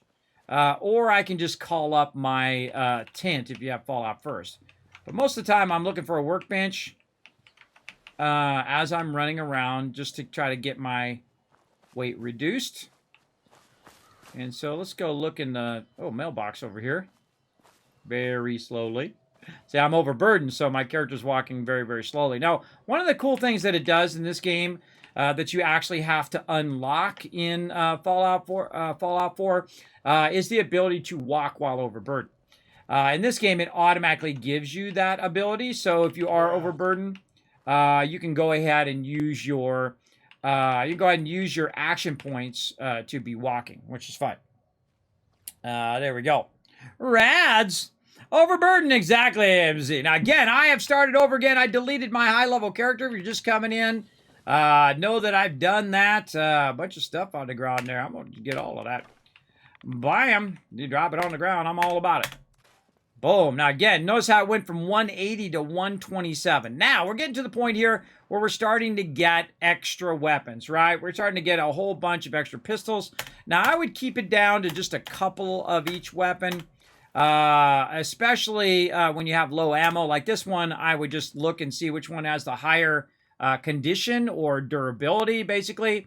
Like this one has a lower durability, this one has a higher. See the little thing straight over there? You can see that that little yellow thing is a huge difference, right? So we'll keep the one with the higher one. We'll scrap the other one. Now notice, see what it did is it unlocked my ability to mod it now. So now I can put a true stock on the better one, right? I can modify those weapons. And the same thing with the hatchet, right? So we'll go with the one that's the lowest because we don't want to be overburdened the whole time. So we definitely want to scrap that down. Want to see if we got any more armor. We could also craft armor here at the armor bench, but I'm going to wait to do that here in a bit. We're going to walk around, see if we can find anything else laying around here. Again, I love this. I love the kind of starter part of any game where you're just kind of looking around and all it, because again, you're not going to come back here when you're level 400 and be looking for all this low level loot, because you're going to have so much loot by that point that it's not really worth your time to kind of go over here and explore all this cool stuff like you do at the very beginning of the game. I take my time. I'm not in any rush. That's why I always warn people that, hey, I'm not going to be running up ahead really fast. I'm not going to be rushing. Just a heads up.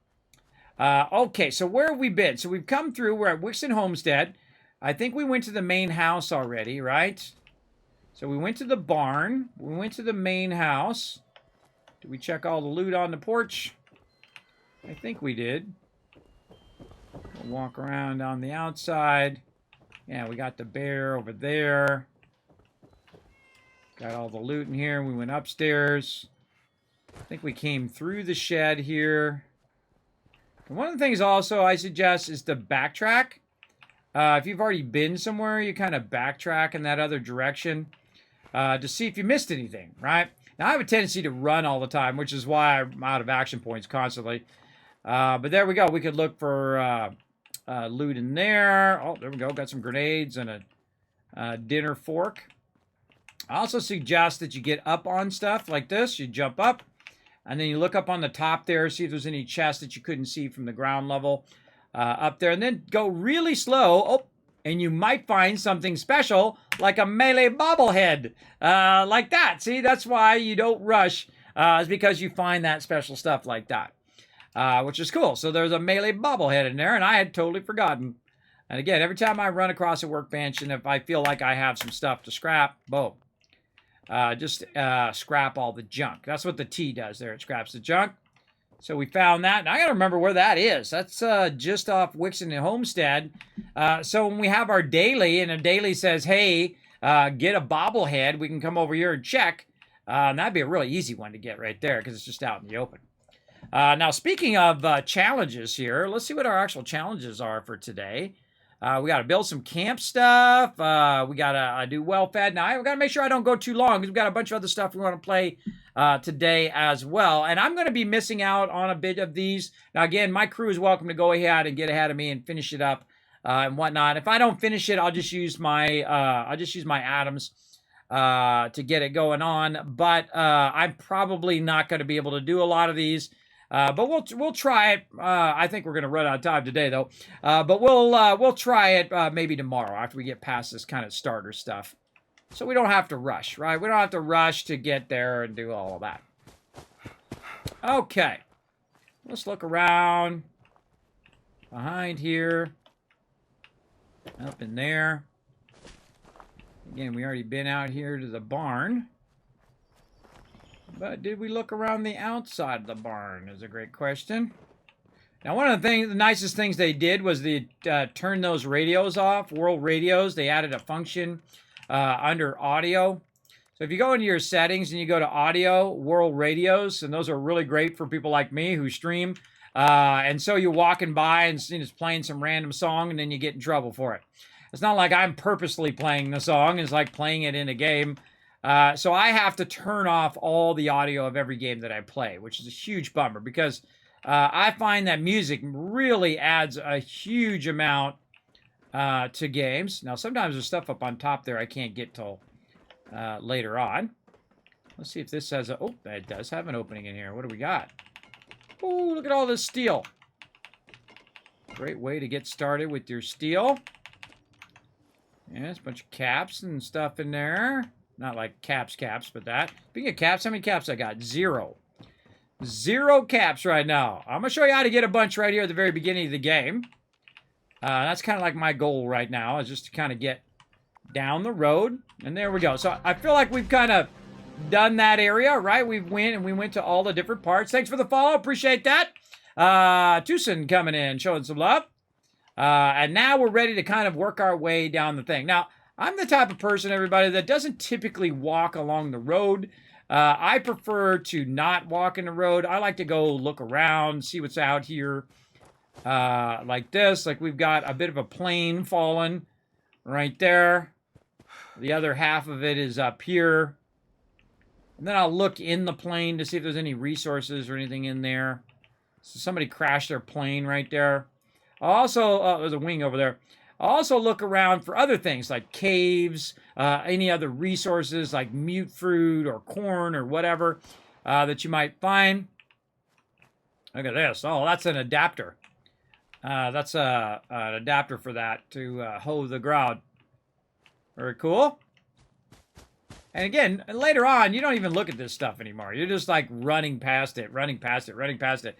Not even looking at it. Again, I'd zigzag all over the place.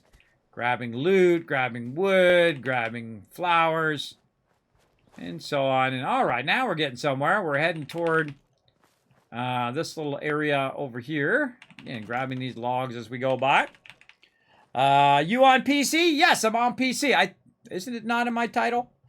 I can't remember if I put it in my title. I think I did. So yeah, it's on my title. Yeah. Yeah, I'm on PC, though I do own the game both on Xbox and PS4. Like MW. Who's that? I don't know who MW. Oh, you sound like me? Well, there you go, Tucson. I don't know. Are you from California? With a little bit of a Tennessee accent? I'm originally from California, born and raised from there. And then, of course, I'm living here in Tennessee, so I have a little bit of a Tennessee accent, people tell me. But I can't hear it because, you know, you can't hear your own accent, most people. As well. All right, here we are. We're at the Wayward here. Now, one of the cool things about the Wayward here is that you come down here, you can grab some purified water. They've already got some power going. You can grab yourself a little glowing fungus. Now, I find grabbing most of the resources to be useless, but you definitely want to come over here. Oh, there's no corn at all. Oh, there we go. And at least get 1 corn out of here, or as much corn as you can. Because then what you can do is you can do 1 corn, put it down, let it grow, and then you have 2 corn. Then you take 2, you make it 4, you make it 8, you make it 16, 32, and before you know it, you got more than enough corn than you're ever going to need. Look at that robot over there. Now, this is the Wayward right here, which is basically down from the thing. Now, where I want to get is I want to get down here. But I need to kind of level up first because I want to get myself a perception card. Now, I'm going to probably put the point in Charisma, but I am actually going to get a perception card. And I'll show you how to do that once I get leveled up a little bit more.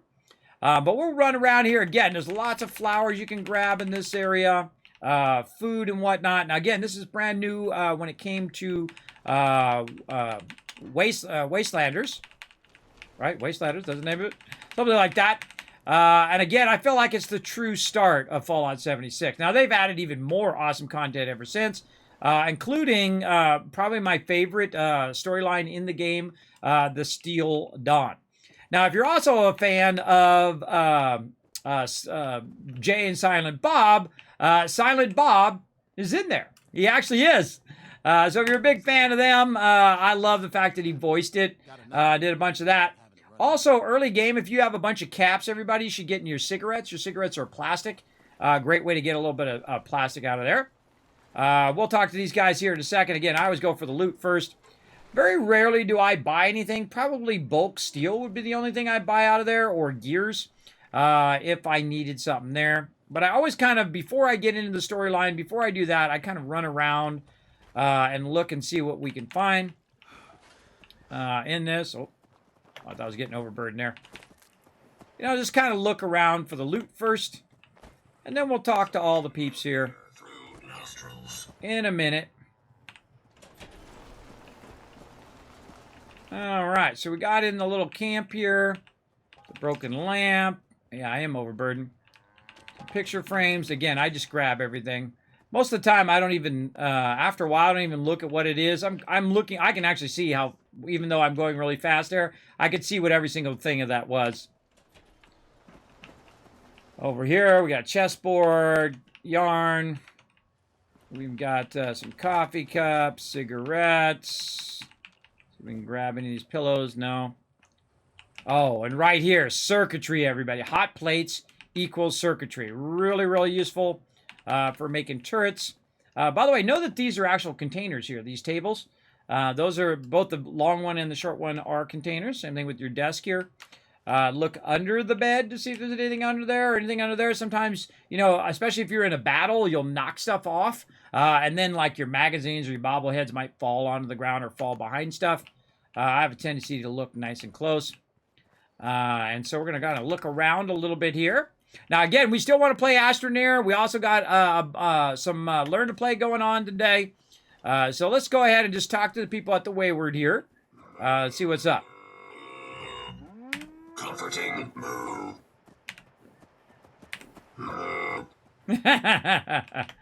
A sentry bot cow. All right, let's go in and say hello. Okay, team only interior. Enter. Now, as the team leader, I make the decisions on the dialogue. Now, I suggest that they go in themselves, separate from me. But one of the things is that I basically control the dialogue, and they're just kind of watching what I'm doing. I typically suggest when you do get in these kind of scenarios that you actually go into your own as opposed to going in mine, because mine's going to have an effect on theirs. But I'm going to go through and get all of the loot, everybody. I just totally do this. Now, the one time you don't want to grab loot is when it's red. Right? Now, I just happen to know that none of this stuff is red. 7. Suit yourself. 6. Mort. 5. Busy, doll? 4. 3. 2. What? Mort? Thank you, Mort. Of course, Duchess. Now I'm hoping you're here to have a drink and play nice. I've had a gun pointed at me more than enough for one day. I'm gonna grab all your loot. Now again, I see how I don't even bother with the dialogue straight away. I go and I get all the loot first. Now Mort is one of my favorite new characters in the game. Ding. And I like to kind of explore around first. Dude got owned. I grab all the loot. Some cigarettes in there I can't get. There's stuff on the floor here. Now remember, my goal here in the early game is to backlog loot. So I'll go through and I'll try to backlog as much loot as I can. And most people would go in and just straight talk to the NPCs. Again, I'm not that person. I go look for the loot first.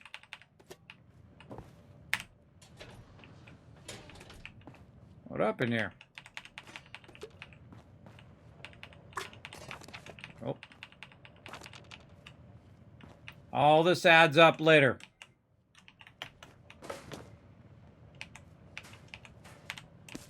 Cigarettes is plastic. Very useful. Grab all the loot. Yeah, this is why it's rough to learn to me. Now, if I drink out of the sink, I still get radiated because this is not like a vault sink, right? All that stuff is gonna get radiated. Radiation king. Radios, televisions. Oh, I don't think I noticed that before. Braxo, I noticed that one. All right. Anything else? No? Oh, time for a battle. That's what's up. Yeah, just kind of walk around. Now, again, watch out that you don't touch anything that's red. If it's red, then you know you're in trouble. We'll talk to the Duchess here in a second. Even though I can't turn that off. Oh, look at this. Wayward. The actual floor pans. Bathroom. Can't quite see it because it's kind of drawn over the top of it. But it kind of gives you an idea. Can't grab that stuff. You can loot all of this. Can't grab any of that. And one of the things that in some Fallout games, like this one, is they don't react to you grabbing their stuff. I forget what the name of the town is in Fallout 4, but it's like a pristine town that they had built as kind of like a trap. But if you start to grab anything in there, all of the mobs start to aggro on you. I feel, see, it kind of throws it off when you do this kind of stuff, when you're looting and then they're not interacting with you looting. It's a little weird. But we'll talk to them in a second. First, we're going to do a battle. To battle!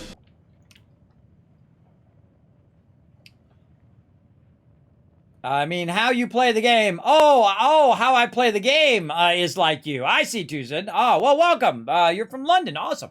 Appreciate all my peeps from way across the big pond, as they say.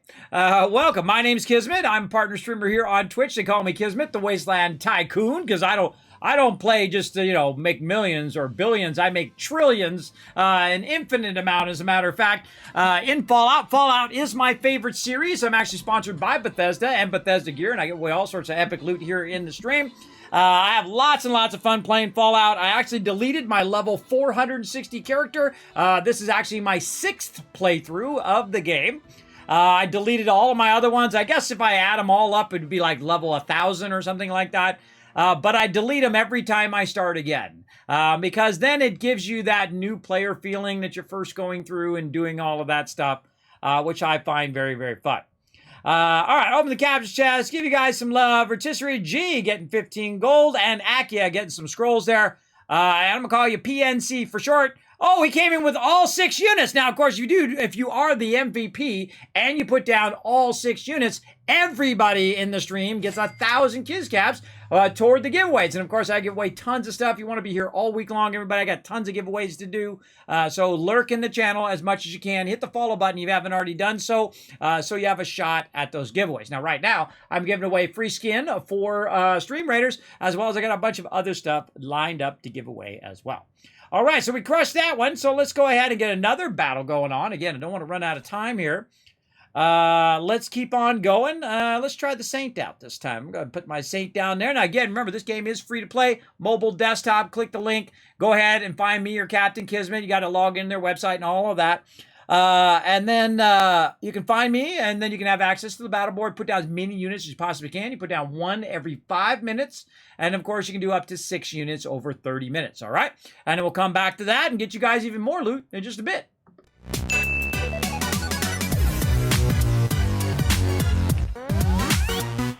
All right. Now, actually, I like the Duchess, and I like, especially like Mort over there.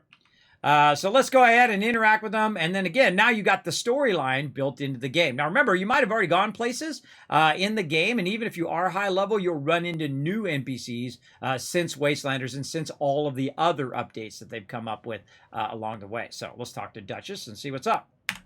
Well, not exactly the introduction to the Wayward I would have hoped for. Well, sorry about that, darling.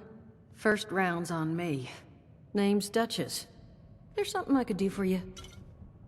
Now, in theory, you could have shot that guy before Mort shot him, right? I don't know if it lets you do that or not, but in theory, you could have done that, right? So you could have changed the bit of how it went down. Or you could have talked to the guy before he got shot and talked him down. What was that all about? He said something about a treasure. I'm looking for the Overseer of Vault 76. Have you seen her?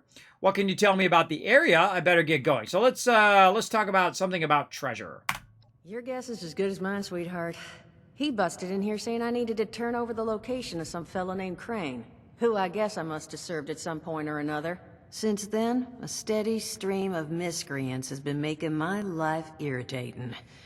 Not exactly good for a budding business. There we go.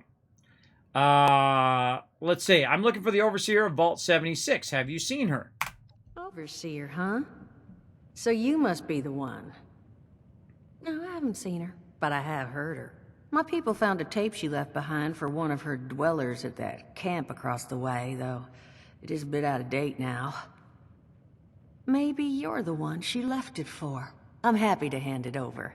Though, now that we've drifted naturally onto the topic of helping one another, maybe there's something you could do for me in return. Well, let's think about it.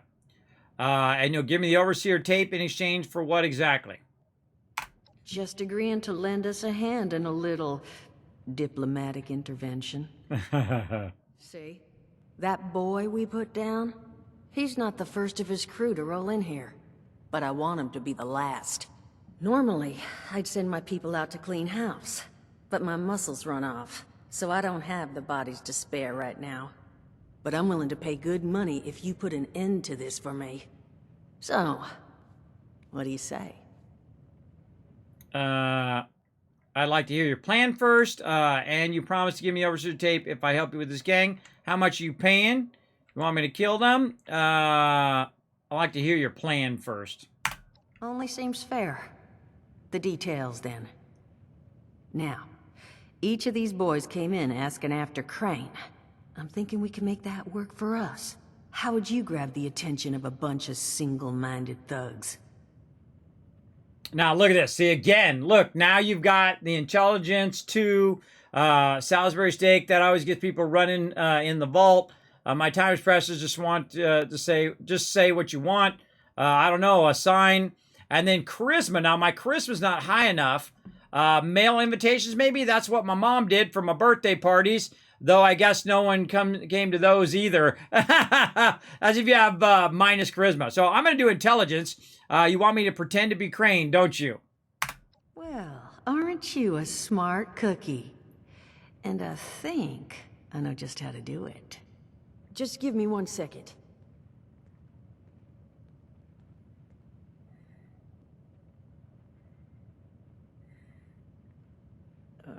Okay, I think I'll just... I just want you to know, architecture ain't exactly my forte. Huh, not half bad. So what I've chicken scratched together here for you is the schematic for one custom-made Crane Treasure Hunting Inc. sign. If I didn't butcher the plans too bad, it's got a little system built in that'll make sending out an advertisement and getting this gang's attention a snap. You just need to build it, use the tape it spits out to tell the world you're open for business, and then convince any punks that show up to tell you where their boss is hiding. They did teach you all how to build from schematics up in that vault of yours, didn't they? Sure, I know how to build structures from schematics. That's the spirit. Hey, if you need a refresher, good old Morty Mort can help you out. What are you on about, Mordecai? Hey, nah, I'm not bragging or anything, but I've got some tapes that cover that very subject. Oh, Mort, not the tapes. Well, you find yourself wanting a refresher? Talk to Mort. Of course you're gonna need materials, but we should have enough lying around to cover you there. Get you together a little care package. Throw some rations in there too, so you don't starve on me. And so you know, you might have to break some of this scrap down for parts. But I can spot you some workbench materials too, since you're doing me such a big one. Who knows? Maybe you'll learn something while you do it. Now, you ready to get this show on the road? See, and there's my charisma coming in again. Construction, scrapping, and dealing with thugs. You're going to need to pay more for all of that. So you want to get that change. Everybody get that money. It is a lot to ask. Fine. I could do 75. But that's as high as I'll go. That means you're up to the task? Let's do this. Hot dog. Be good to have those dolts off our back at long last. Just make sure, once you find out where they're hiding, that their leader gets the message. The wayward gets left alone. And here, that overseer tape. Sounds like she set up that camp across the way so her people could get some practice in self-reliance. Probably worth looking into if you think you could use a refresher. Boom! Look at me, I made my first caps, everybody. And I leveled up. All right, now as you can see, the game has massively been improved over how it was at launch. You have a bunch of interactions. You're talking to her, and it pans to the other guy, and the other guy talks. And really, I love that kind of storyline where it pans from person to person. That's actually one of the reasons why I love the Fallout series the most, is because you really get drawn into the storyline, especially when you're third person, and then your two people are talking to each other across from them. Like, I'll go over here and I'm going to talk to Mort, who's one of my favorite new characters. Watch this. Glad to hear Vault-Tec actually took care of some of their people. You hear these rumors, right, about them just throwing folks to the wolves. Here's some rations and a fancy suit. Good luck. Well, don't you worry that smooth little face of yours. You are in good company now. Because around here, we look after one another. Now, what can I do for you? All right. So you can actually go through and give you a little tutorial on how to get started, which is cool. Now remember, this is Jay from Jay and Silent Bob. He did an amazing job. Yeah, we love the Duchess, don't we? Yeah, she's awesome. Very, very awesome. Hey, Wombat, what up? Thanks for hanging out. So again, we're going to get into it. Now, feel free to join us for some battles, everybody. Go ahead and put the link again in the chat if you want to join us for some battles as well. All right. Can I ask you what happened to you? Allergies. Learned the hard way. I can't stand within 10 feet of a strawberry. Come on, man, that's a joke. Truth is, I was outside on Doomsday. Now, you see, I drove security, and I was coming back from a pickup in the truck when I feel this rumble, and then quiet. Then a whole lot less quiet. And the truck was hit with this wind, and it was like someone dropped a hurricane on it. I can hear it battering the truck. Bang, bang, bang, like it's got a grudge against it. And then I unlocked the door and into the back, and then bang, I wake up, man, and it's crazy. Somehow, in the back of the truck, alive and kicking. All it cost me was my skin and any opportunity for someone liking me for anything other than my lovely personality. And that was the day I became, well, they call us ghouls. Not the most flattering name, but still beats being vaporized. This is true. What's it like being a ghoul? I mean, it's got its advantages. Main one is that radiation rolls off me like water off a duck's ass. Can stride through a blast zone like it's a spring breeze. Also, means I can survive in situations that would turn a normal person into a TV dinner. The major downside? Well, shit, you're looking at it, right? Head to toe disfiguration. There's also, well, you might have seen them. Not all ghouls are sane. Not sure how it happens, why some ghouls lose their minds and others don't. But ever since I turned, there's always this nagging feeling just at the back of my mind that I will have to feast on humans, raw! Seriously? Nothing? Shit, I thought it was funny. Overall, though, being a ghoul, mixed bag. Can't say I'd recommend it as a lifestyle choice. There we go. Can you teach me to use my camp? Listen, friend, you happen to be talking to the exact right person to fix your predicament. But if I'm gonna help you, I want something in return. You want someone dead? Just give me a name. And what is that? All right, listen, I got this plan. You're gonna help me get rich. See, the folks who made it big off the gold rush, they weren't the prospectors. They were the folks that sold them their shovels. Now, I don't do shovels. What I collect is knowledge. I can go all sorts of places you folks with your rad-sucking skin can't. So, I'm selling what I've got between my ear holes, and you're gonna test it for me. I made these holotapes. Now, this set's all the info I dug up about that camp doohickey you Volters got. All I'm asking is you give them a listen and let me know what you think. Sure, I'll listen. Oh, thank you. I mean, thanks. Just come back once you've taken them out for a test drive. Now, there anything else you wanted to chat about? All right. See, I got another quest up there. You killed that man. I did. And your eyes still work in case that's the reason you're bringing up the obvious. Look, the world's hard now. Better you learn that lesson real fast. Okay, so what's your job here? Don't have one. I'm an independent operator. When these folks need a hand or got an errand that involves running into radiation, they come to me. Rads? they don't bother me anymore. In exchange, Duchess lets me drink and doesn't bother me too much about my tab. Really, about the best sort of setup a guy in my situation could ever ask for. Well, at least until the tapes take off. Oh, thank you very much for the follow, Soy. Thank you very much coming and showing some love. Don't have anything at the moment. Some other time then. Okay. All right, so what do we got?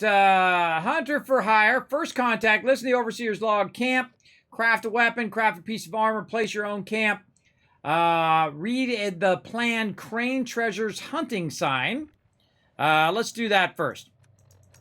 So we're going to go over here and read the plan. What's healing salve? Wow, I found the plan for healing salve. Wow, we got a new Teamwork Tycoon. Big coming in, showing some love with that Prime sub love. Now blow up that chat, everybody. Blow it up for a brand new sub right there. Appreciate the support. Appreciate the love. Now, again, I've deleted my high-level character. This is my 6th playthrough of Fallout 76. I have played it since it launched and have never stopped playing it. My last character was 460 something. I can't even remember. But I deleted them when we moved from the Bethesda launcher to the Steam so that we can, of course, get those resources. Now, again, if you are going to run with me, know that I do go slow. I do listen to the dialogue, and I do kind of talk out and, when I'm choosing my different choices. Now, one of the interesting things about Fallout 76 versus Fallout 4 is you don't have a voice protagonist. Typically, your character is not going to speak the lines. You can go ahead and RP in your own lines if you want, and however your character is talking, and if they're talking with a sassy bit, or if they're just talking, normal. So we want to go ahead and get these planned Crane Treasure hunting sign. And there we go. So we read the plan. Optional, build weapons workbench at your camp to scrap items, category crafting. Now, the other thing is we want to listen to these holotapes, everybody. So here we go. Placing your camp. So let's go ahead and listen to that one. Here we go. Son of a... What tiny fisted rat built this... Oh, wait a second. They think it's on. Hello? Hello. This is Mort McCoy. And welcome to the first of Headmaster Mort's edutapes. Today we're talking about your camp. Now, former Vault resident or someone who killed a Vault resident, let's start off with the basics. Placing your camp. When plunking down your camp, C.A.M.P., that's an acronym, for the first time, remember to... crap. Where'd that note... here we go. Remember to take the lay of the land. Consider the grade of the terrain, general defensibility, and proximity to your surroundings. Could that cliff edge be used to protect your flank? You bet your chops it could. Once you found the perfect spot, it's time to move on to the best part of working with your camp. Construction! Construction can be an intricate process, so a steady hand and an eye for detainment, details, damn, I had to get that one wrong. An eye for details are a must. You should take a moment to familiarize yourself with the camp's patented intuitive construction interface. But don't worry, we'll cover construction in gory detail in the next of Headmaster Mort's edutapes. So long. Bet your chops. Come on, Mort, what was that? All right. Well, his tape's pretty good. You know what this reminds me of? It reminds me of the radio guy from Fallout 4, how terrible he was at doing the radio in the very beginning. Oh, no. That's a bummer. Sadly, but logging in to see you back on, sub it is. Oh, well, thank you. I play every single day, by the way, or well, at least the day I'm streaming, Tuesday, Wednesdays, and Thursdays. We're typically using our high-level characters and doing like, the daily runs, and we're doing all that stuff, and we're doing the events.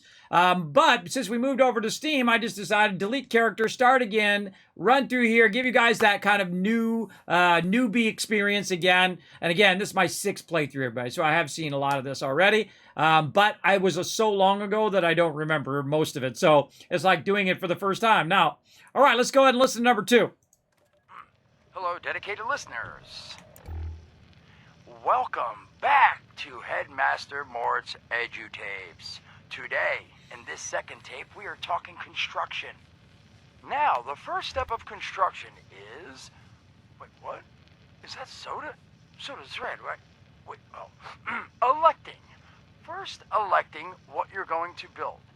Once you've made that election, it's just 3 easy questions to construction success. 1. Is the location I've selected going to work for an object of the size and shape I'm building? 2. Have I read the schematics thoroughly? And 3. Do I have all the required materials too? Who the hell bled on my notes? Saul! If I find out it was you, you're gonna bleed on... Whatever. Just finish, Mort. Short on materials? Loot the local junkyard, mills, and warehouses for parts. Missing a critical schematic? Your local vendors might have just what you're looking for.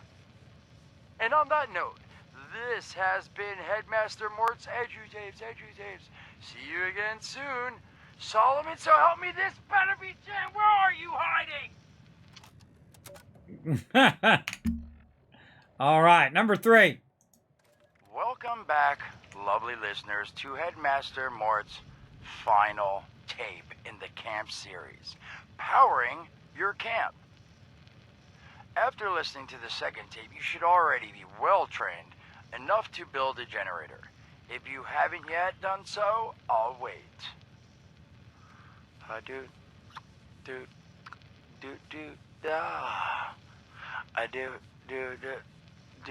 Screw it. Alright, I'll assume you nailed it. Now, generators are the heart of your camp power system.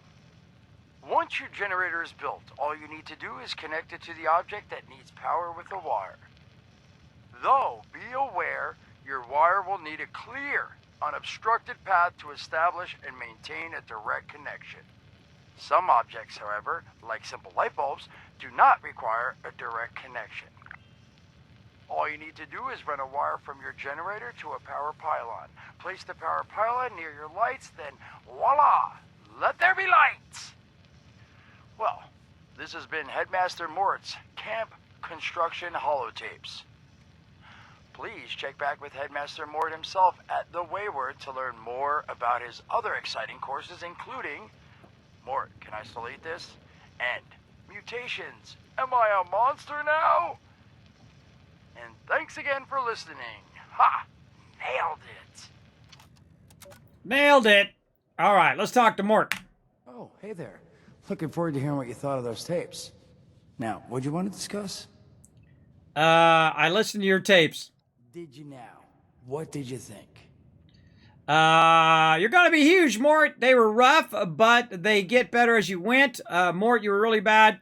You know, I think you got a real future as a producer. Let someone else handle the talking and writing, and all the technical aspects of the job. Yeah, have him as the producer. That bad, huh? Well, thanks for listening to him, I suppose. Hopefully you got something out of them. Now, was there something else I could do for you? Don't have anything at the moment. Some other time then. Take it easy, Mort. I love Mort. I think he's one of my favorite new characters. All right, here we go. Let's go see what's upstairs. Bear rug. Again, be careful when you go to grab stuff, everybody. If it's red, everyone in here is going to start shooting you.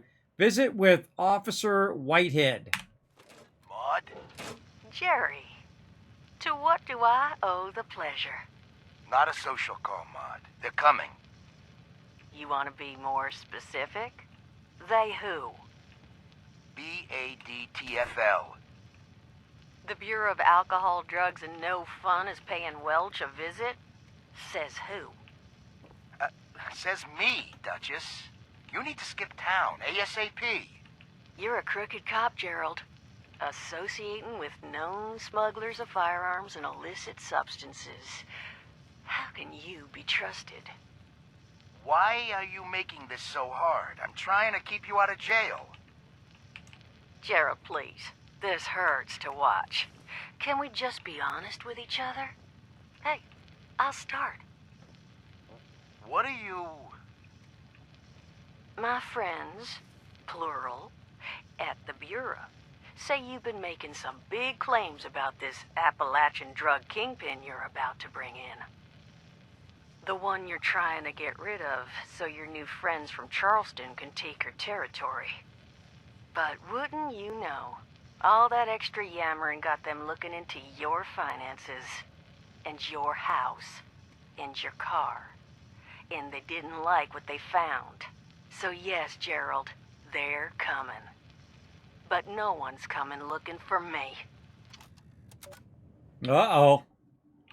That was Gerald. Was that this guy? No, that's Batter. All right, I think we looted this baby.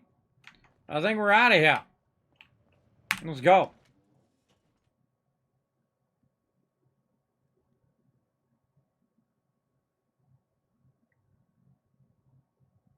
Let's do it.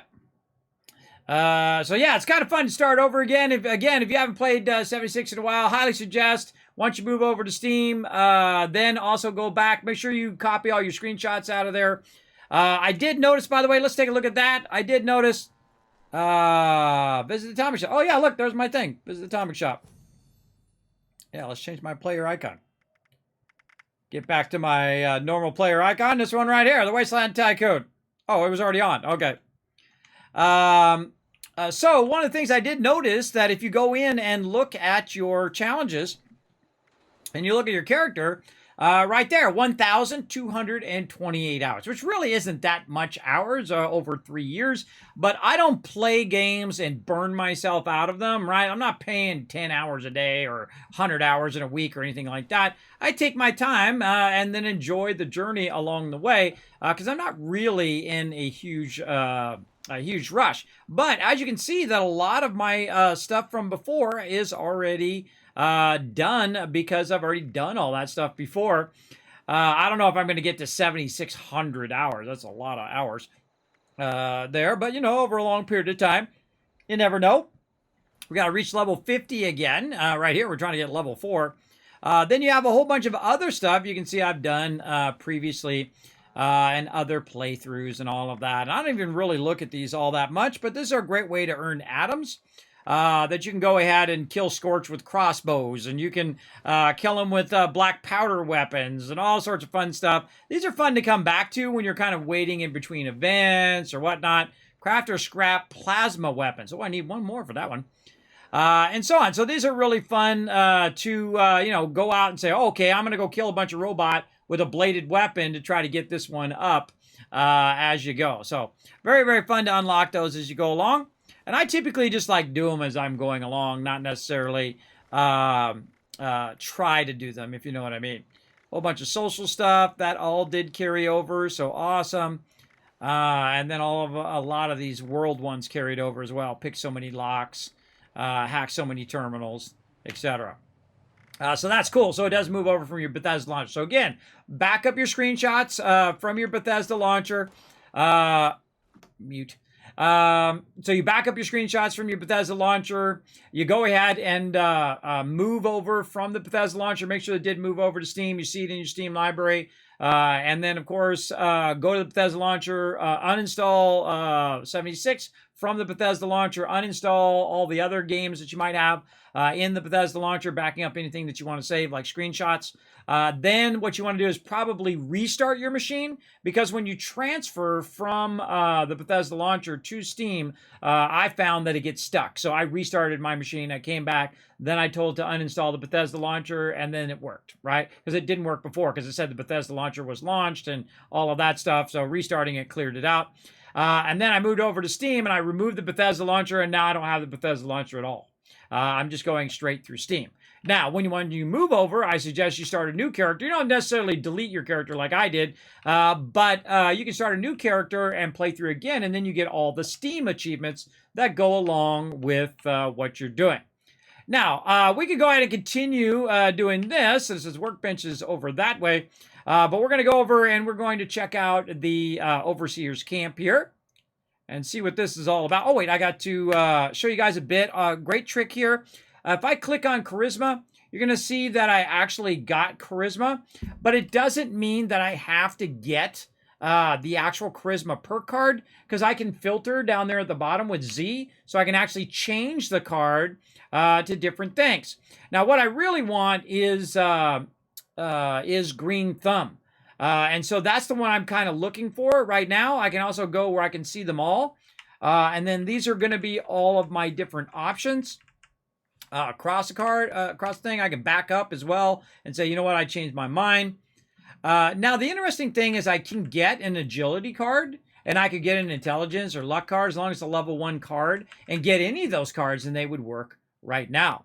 But really what I want to do is I want to be able to share my card. So that's why I'm going to choose Charisma. But I'm going to go ahead and go through and look through all of the cards and try to make a decision. Now, Action Boy is a great one. That one I'm not going to use. Concentrated Fire, no. Maybe, because this is going to give me a higher boost to my stem packs. I'll definitely use that one in the long run. I'll max that one out. Gladiator, I'm not really going to focus on melee weapons, so it'd be kind of a waste of my card. Happy Camper, that's actually a decent one at the very beginning because you do spend a good amount of time at your camp or your workshop. Inspiration is definitely one that I'll get straight away. Lead Belly is really good because this way you take less radiation. Eventually, you can get Lead Belly up if you go ahead and look at it closer. If you click on it, it'll basically get bigger, and you can see that you'll take no radiation from eating or drinking. So basically, you could just drink out of stuff, and you can eat raw food, and you'd still be just fine in there. Now, of course, Butcher's Bounty is going to give you more meat. Farm a Farmer, one of the best ones in the game, which is going to boost your ability to find stem packs and rataways and things of that nature. Scrounger is going to give you more ammo. This kind of stuff, I'm always looking for these. Not right now, but in the later game. And then, of course, the weight of all your stem packs get less as well. I will definitely use all of those in the long run, at least these last 3 for sure. Lead Belly, I used that before. That's actually one of my favorite perks in the entire Fallout series because it does help you a lot with your food and water. In this particular playthrough, I'm going to opt out of that one. And then, of course, out of all of these, which would be the one I would want the most, right this moment? Well, the actual one, since I don't have Green Thumb, which is the one I really want, so when I'm collecting plants, it's going to give me 2 of those plants instead of just 1, which is a huge boost. Now, you got to think, if you collect 100 plants, you're going to get 100 more plants. So you're going to get 200 plants, right? So you're going to double the value of whatever it is you're collecting. And that's usually the first one that I look for. But if I can't find that one, it would be Action Boy, so I could get more action points. Or, in this case, I can get more XP. Because what I can do is I can take Inspirational, I can get that card, and I'm going to get that one, as well as it's going to give me my Charisma. Now, I can also back out, by the way, and just go into Charisma, and it'll just show me those Charisma cards. But I'm going to get Inspirational, so that what I can do is take my Inspirational that I have, combine it with the one that I already have, right? So now it's going to make a level 2 inspiration card. And since I'm now going to have 3 charisma, it's actually going to allow me to share the card that I have. Except for if I upgrade it, this is a very important thing to understand. If I upgrade that right now to a level 2, what'll happen is I need 6 charisma. Right? Because for every point that you're sharing, you need 3 points of charisma. So I don't want to do that. If I do that right now, I'm actually going to screw myself over and I won't actually be able to use that card. So probably better that I don't do that right now and combine it, but save it for later and still be able to share my current card in there. Now you're like, well, Kismet, why don't you get one of those other cards so you could use those? Well, that's because I know that every single level up I'm going to do, I'm just going to go into Charisma until I get to level 6 so that I can get this card and combine it and then share it among my crew as I'm running along. So my goal as my kind of build, I call the Wasteland Tycoon build, is to get my Charisma, Intelligence, and Strength up really, really high. And the other stuff, I'll do a smattering of that. But my goal is to facilitate the greatness in others, right? To help them get more XP, to help them do more damage, to help them be able to craft and upgrade their gear and whatnot along the way. So now I can actually share this, and everybody in the group now is getting 5% more XP. And it's typically one that I will run around with a lot in the very beginning until I get my favorite perk, which is basically team healing, whatever the name of it is, that will heal any. So if I use a stim pack, it'll heal everybody else. And then if I share it, if they use a stim pack, then it may heal me and everybody else around us. It's actually one of the most powerful healing perks in the entire game. Then later on, once we've kind of got an idea of what we're doing here, we'll also start to scrap our cards and we'll start to unlock our legendary slots up here as well. I'm not really going to worry about it now. Now, your legendary perks, by the way, you unlock these, and then eventually you'll unlock another one when you get to like level 300, I think it is. I can't remember. I got to level 460. So I did unlock it, and I had all the slots unlocked at some point. So very, very cool, I think. Hey, I'm new here. How do we enter the giveaway? Well, that is a great question because it's time for a battle. We're going to do a battle first, and I'll come back and give you guys another shot at the giveaway. And then we'll do that. So I'll be right back. To battle! All right, let's do a battle here. Now, right now, we're giving away a bunch of stuff for Stream Raiders. You can see it up there in the upper right-hand corner.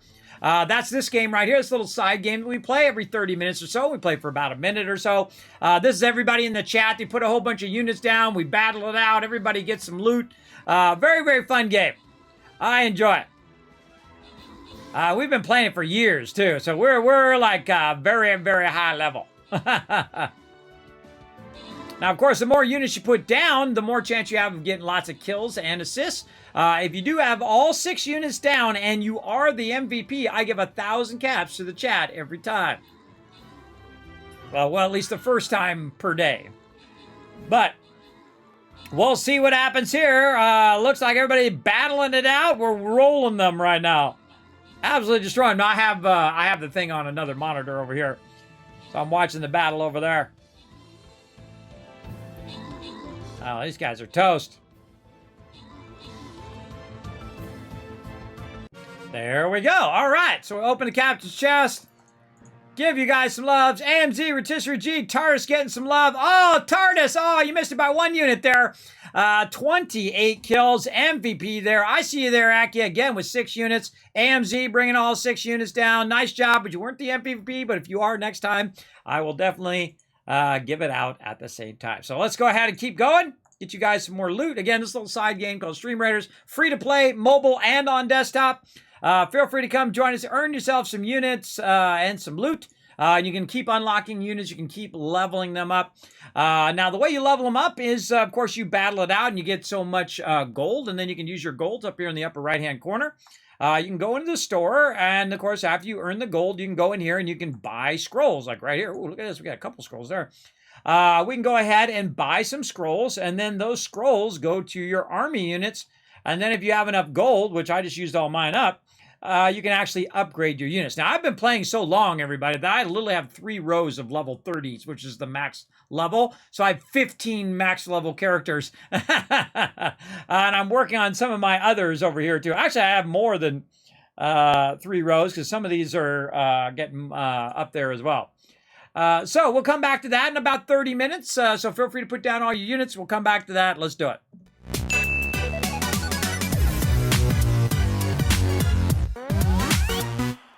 So, Sarkoth came in and asked a wonderful question. Whenever you ask a great question, I give you 1,000 Kiz Caps to help you out to be part of the giveaways. And, of course, you lurk in the channel. You earn Kiz Caps that way as well. But I do have someone that helps me save my voice because I do a lot of giveaways here in the stream. His name is Saltbot. He's actually my bot that runs over there. But he's also one of the characters on my stream who's been in my stream for 7 years, everybody. So for those who don't know the origin of Saltbot, I used to be on another bot before I used Stream Elements. I used another bot called Nightbot. And what would happen is sometimes just randomly the bot would ban people or time them out or whatever in the chat. And I'm like, man, my bot is so salty, right? So then, of course, that's the origin of the name Saltbot. And of course, I actually lost my voice from doing so many giveaways here in the stream that I actually used to have him come on the stream and he would voice for me through text to speech. So I would type it out and say, hi, this is Kismet, or hey, Kismet has lost his voice. He's not kidding. He really lost his voice. And then as people would ask me stuff in the chat, I would type it out and we'd do it. And I think it's on my YouTube somewhere from years and years and years ago. But he's going to come up and he's going to tell you all about how to be part of the giveaway. So listen closely. We're going to do a giveaway here in just a moment. Let's go. Thanks, Kismet. I'll give them a quick overview. Hi, I'm Saltbot. Let's talk about what are Kiscaps, how to earn them and how to enter Kismet's giveaways. What are Kiscaps? Kiscaps are loyalty points for watching Kismet's stream. Use them for contests and giveaways. How do you earn Kiscaps? You earn 100 Kiscaps by going to the Twitch menu in the upper right corner, open your chat in a new window and type /host space Kismet. You earn 1000 Kiscaps by hitting the follow button, plus get free emotes to use in Kismet's channel. Work together with your fellow teamwork tycoons in chat. Type !RT, then click the last link. Hit the like and retweet buttons and everyone gets 1000 Kiscaps for every 5 retweets.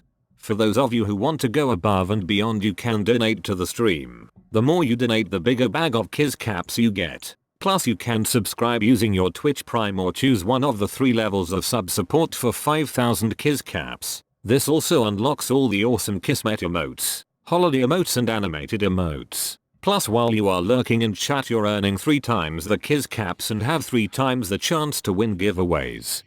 How to enter Kismet's giveaway? First type !loot in the chat to see how many Kiscaps you have. For every 10 Kiscaps you can buy 1 ticket. Here are several ways to put in tickets for the giveaway. Type !ticket space max to enter as many tickets as you can. This can only be done upon first entering the giveaway. Or type !ticket space 1. Everyone gets a free ticket and a chance to win. To increase your chance to win, you can buy more tickets like 10, 1000, up to 10,000 tickets. This is a promotion from Kismet and his supporters. Twitch does not sponsor or endorse broadcaster promotions and is not responsible for them. Thank you for being an amazing part of the stream and good luck. Back to you, Kismet. Happy streaming. Well, thank you, Saltbot. I appreciate you coming in, saving my voice for me. Now you're in the know. You know all about it. Now, if you forget what the commands are or anything like that, remember it is down there in the panels. It says, what about Kiscaps down there? You go exclamation loot, see how many Kiscaps you got. It's 10 tickets per, 10 Kiscaps per 1 ticket. So say you have 1,000 Kiscaps, which you do because I just gave you 1,000.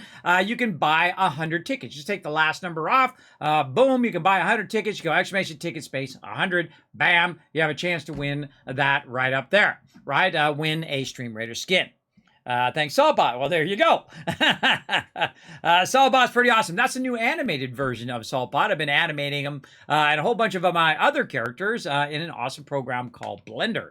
I have free 3D program. And sometimes I do creative streams as well. I've been a graphic designer for the last 30 years. I work for the top companies in the world. Been very lucky. Pioneered the digital version of graphic design. They used to do it all traditional by hand. And I knew computers and graphic design when no one else did on how to combine them together into one place.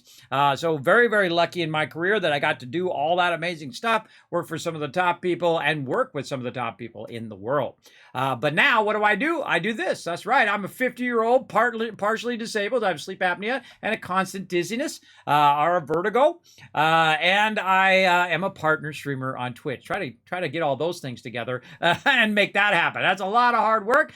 Thanks to a lot of love from all of you come in and hang out in my stream. So getting back to Fallout 76. So the number one thing that I want to do right now, even though I don't use another perk, I don't have another perk to use, is to make sure that I get the perk that I want for right now that I know I'm going to use later in about 3 more level ups. And believe me, you start to level up pretty fast in the very beginning of the game. Usually you're going to get to level 6 or 10 pretty quickly as you start off.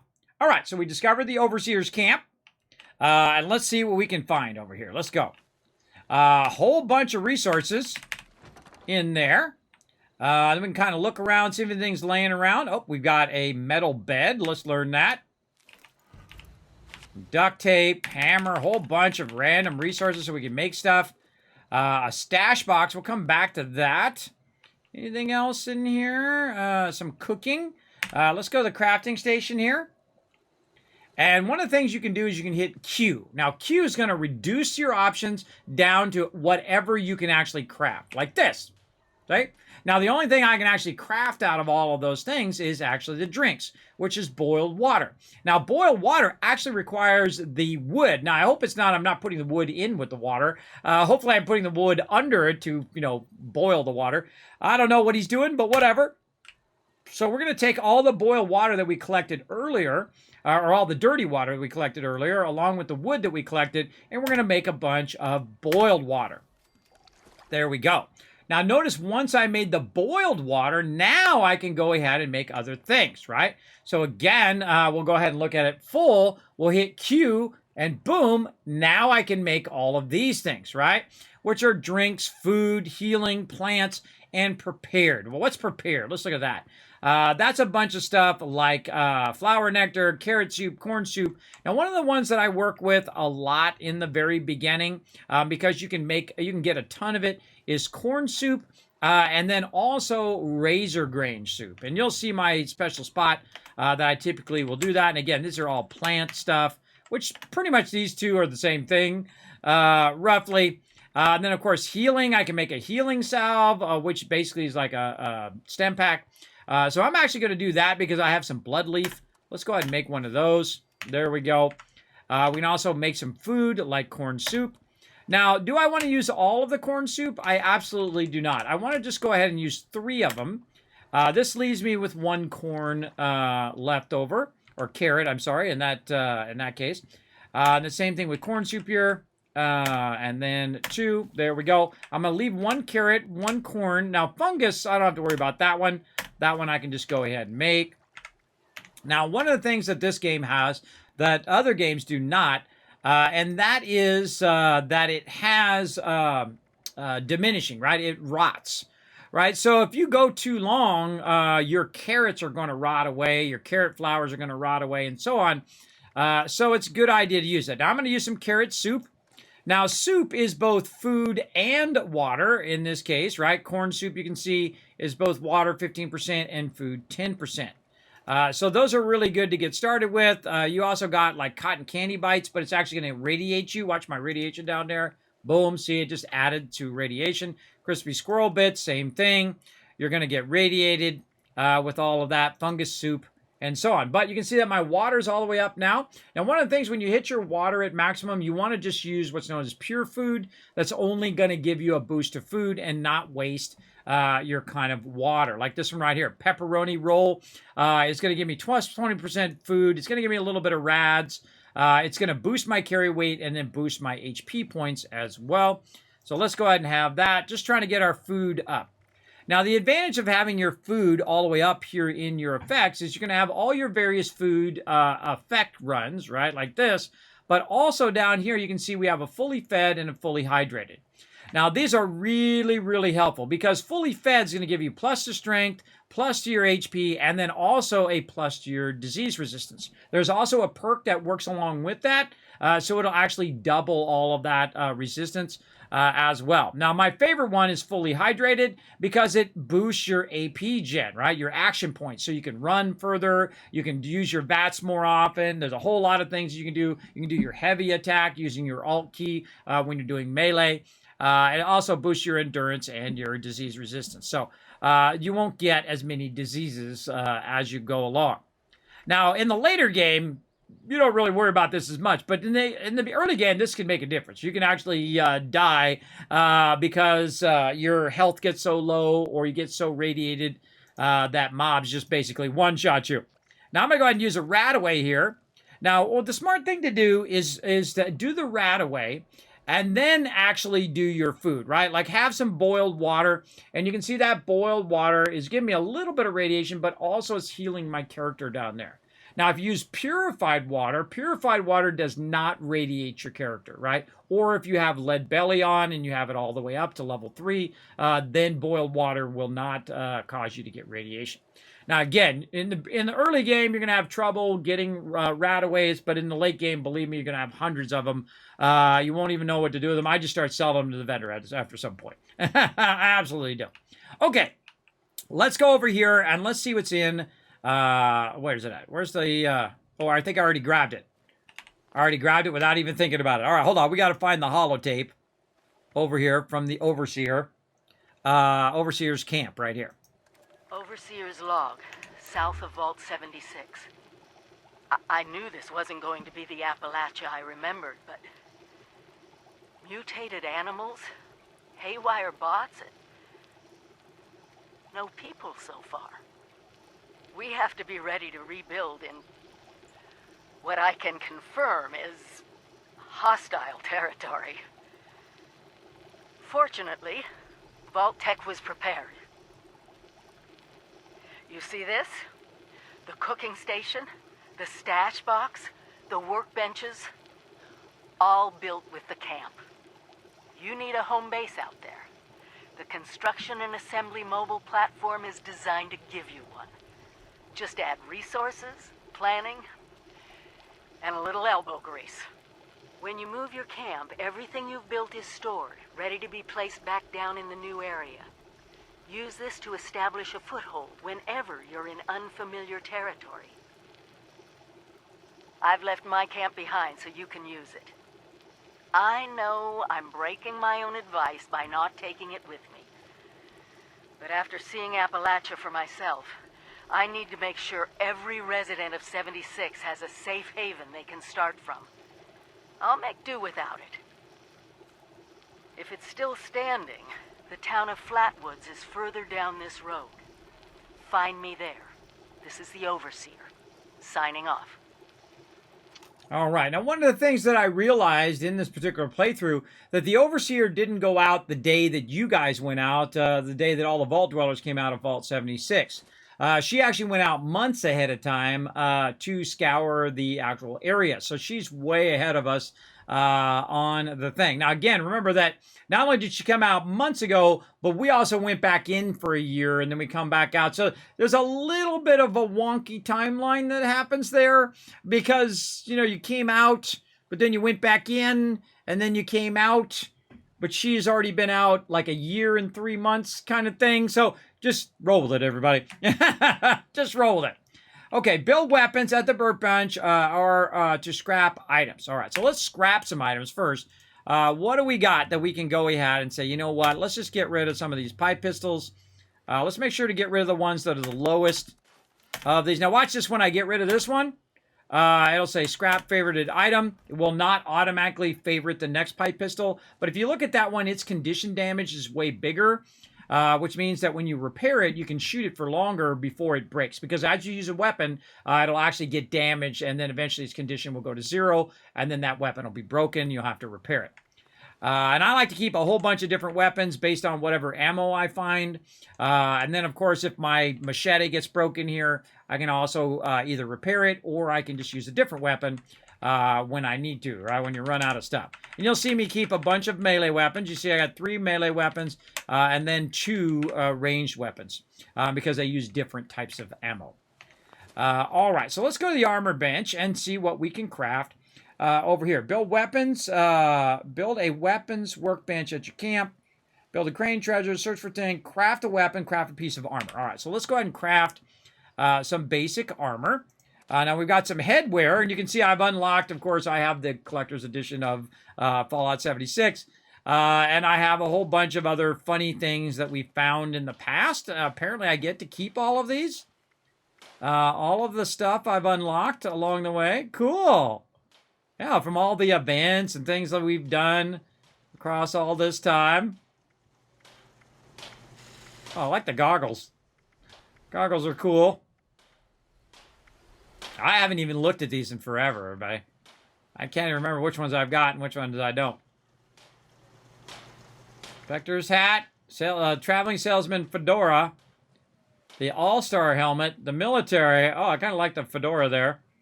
Why not? But you know I got to go for the fedora, everybody. You know I got to do it. But let's look one more time through them very, very quickly. Yeah, no, we're going fedora for sure.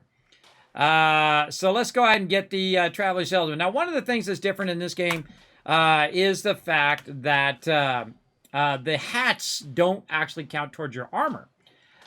So if we go in and we can go ahead and look under our apparel, you'll see I now have that. Now, I had the party hat before, but you can see now I'm rocking the fedora down. Look at everyone just standing around waving at each other, waiting for me. Again, you don't want to wait for me. You guys are welcome to keep going if you don't want to stand around and watch me talk to the chat. But hey, if you want to stand around, it's up to you. It's your stuff. Now, I've also got entire outfits that I can put on that I've unlocked, and it's cool that you get to keep all of these, even if you delete your characters and start over again. Because these are things you've unlocked in certain events and things of that nature, which is really cool. I wonder if I have all my legacy weapons. Oh, look at that cool Vault-Tec suit. Very cool.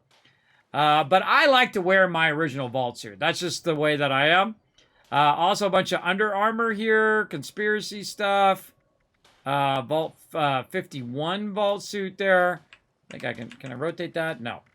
And then, of course, a whole bunch of outfits, including the Silver Shroud. Somewhere, probably hiding in here somewhere. And so on. So that's okay. Where's my Silver Shroud outfit? Did I get that? Yes, I still have my Silver Shroud outfit there, which I really like. I wish I could change it to blue. It would be great. So there we go. So we got that. And so we also have a bunch of light armor. And you definitely want to make yourself some armor, everybody, in the early game. And these are going to be like level 1 armor. No big deal. So we'll make some left arm armor here. Now, you got to watch out that that you don't run out of resources, right? And then also that you're not remaking the same armor that you already have. Now, one of the things that I do with my armor, and this is something I suggest you do both in Fallout 4 and in Fallout 76, is I rename the armor as well. I love the new Saltbot explanation. Well, thank you, JC Hunter. Yeah, man, that was getting a bit old. He wasn't talking about all the new stuff.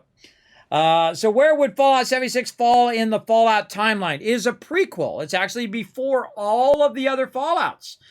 So if you want to know how Caps got started in the Wasteland, it actually has a hint to how it potentially happened in Fallout 76. So everything that happens afterwards is later on down the road, right? So the different factions and all that stuff, of course, originated from this time period, including a lot of the power armors and all of those things originated in Fallout 76. And then, of course, they've kind of, worked in the lore from the other ones into the 76. So this is actually the first one in the Fallout timeline. So there you go. IRL stuff to do. See you later. See you later, Tartarus. Thanks for hanging out. Seriously, even before the first entry? Yes, this is before the first entry. This is 25 years after the bombs dropped. Which the other ones, like Fallout 4, of course, is like 200 years past. I forget how long Fallout 1 is. Something of that nature. Now, that's what they said, that this one is the prequel to all the other ones, which is very interesting because they did work a lot of the, the stuff you find out later in later Fallouts into Fallout 76 and, kind of the origin stories of those things, like how the Brotherhood got started. You want to know how the Brotherhood got started? This game's going to tell you how. I'm not going to tell you now until I actually do it live on stream. I don't like to spoil that stuff unless I'm physically doing it in the moment. Then there's nothing I can do. But I'm actually playing it at that moment. All right, so what I'm going to do is I'm going to go ahead and inspect this leather chest piece here, and then I'm going to rename it. Now, I have a very specific way that I rename stuff. I'm just going to hit Z, and then I'm going to put chest, and then I'm going to put what type of chest it is, right? Leather. So the reason why I put Z on it is because when it's sorted, it's going to drop to the bottom. Now, it's not dropping to the bottom right now, but if I go out and I go back in, and it's sorted properly in here, it'll drop to the bottom like that, right? And sometimes you have to rotate your sorting by hitting Q down there for it to work.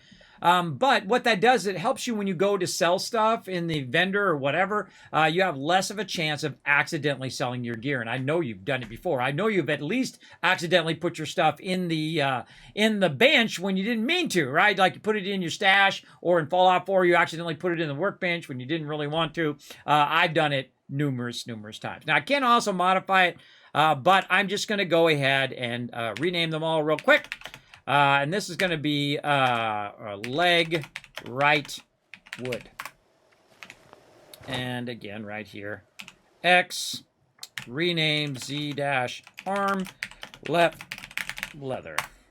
And there we go. All right, so now we know that we've got a right leg, a left arm, and a chest piece, right? And then we also have a hat that we did, right? Now, another thing is, in this game, and this actually doesn't allow you to do it in Fallout 4 without a mod, you can actually rename your gear as well. So like your jumpsuit, you can go in and rename that. And I just put a Z on it at the beginning and put a little dash like that. And then boom, it drops to the bottom. It was already at the bottom, but it drops at the bottom as well. Same thing with fedora. We'll go ahead and inspect that. We'll hit, I actually hit Z. W previous. S next. There it is. All right. I accidentally hit W or S and it moved forward. Z fedora, right? I don't need to have all that blah, blah, blah, blah. I just put fedora in there. Now, again, when I get gear that is going to potentially fall in between all of that, the Z pushes it alphabetically to the bottom. And the glasses and all of that, all this other stuff here, I'll probably end up either getting rid of, or I might save it this time. Maybe I'll save the stuff until later on. We're going to go ahead and, again, make ourselves an arm right, which is what we need to do. So we're going to craft, and we'll go into our light armor, and it's going to be a right arm, I believe. Let's go ahead and do that. We'll just craft one of those up, and then get out of there, and then, again, X, V, Z-arm, R, leather. Now, another cool byproduct of doing this is that you see that my arms are next to each other, right? I don't know why it does that big, long name. What it should do is it should put right arms next to each other, left arms next to each other, chest piece next to another. And this is why I started doing this in the first place in Fallout 4, is so that the items would be next to each other so I could see if I had 4 right arms, which one was the best of all of the various arms that I had. And eventually there's actually a mod that does that as well, that allows you to sort it by item type. Which is way better than the way they do it by name. That sucks. It sucks because if you got 4 chess pieces, you're clicking one, you click another, scrolling up and down to, trying to look at the different chess piece. They should all be, categorized together, I think. In fact, I think there should be an option to lock your items, right? Like you can in other games, right? Where you can lock them so you don't accidentally sell them or scrap them or anything like that. I don't know why that's not in there, but there actually is mods in Fallout 4 that allow you to lock stuff, as well as have a color Pip-Boy, 4K textures, all sorts of cool stuff. I even had a motorcycle. That's right, I was driving a motorcycle around in Fallout 4. That's really, really cool. You definitely want to check that out. You can actually see that in one of my highlights as well. So what do we need? We need a leg left. So let's go ahead and make a leg left. And again, we're just crafting up some armor here. Just some light armor. Leg left. Let's get that going on over here. And then again, X, V. Now, if this was something for my companions, I'd actually use, instead of Z, I'd use Y. And that's because it would be up just a little bit higher than Z, so all my equipment would be at the bottom, and any weapons I was making for them would be Y, and then I would transfer to them and know that it was something that I gave them. That's not something they got as a drop or had originally. Makes it way, way easier. So there we go, and then we'll go ahead and equip that. And now we got a full set of kind of leather and wood armor mixed together. I mean, it's not the best, but it's better than nothing, right? To get us going out there in the wasteland. And most importantly, we got our fedora. We're good to go. All right, let's go over here and also make ourselves a weapon. Now, one of the weapons that I make at the very beginning, because I think it's funny, is these kind of weapons in here. So you got your combat knife, your hatchet, your machete. Now, Actually, if you have high intelligence or if you boost your intelligence really high, when you make a weapon, it actually changes the durability. It makes the durability higher, or the condition is what they call it in this game, but most games call it durability. And of course, it makes it way higher. So it's actually better for you to construct the weapon because you have that higher durability. And you'll see me do that more in the late game. So we have all of these. We have pipe guns. Now, one of my favorite ones to run around with in the early game is the pitchfork. Now, of course, we'll have to look for those recipes as we go along. But here in the beginning, we're going to go ahead and look at the board. Let's machete. Now, this machete is going to do 17. And I actually have all of these already. It's going to do 17 damage. Pipe pistols. We go ahead and make ourselves... Man, this is the one I haven't used in forever, the syringer. Pipe revolver, the pipe bolt action pistol, and the pipe pistol that we already have. Now, we already have these weapons, so we really want to use the minimum amount of resources that we can. So I'm just going to make a board weapon because it's just going to use a little bit of leather and a little bit of wood. And that's just going to get my quest done. And there we go.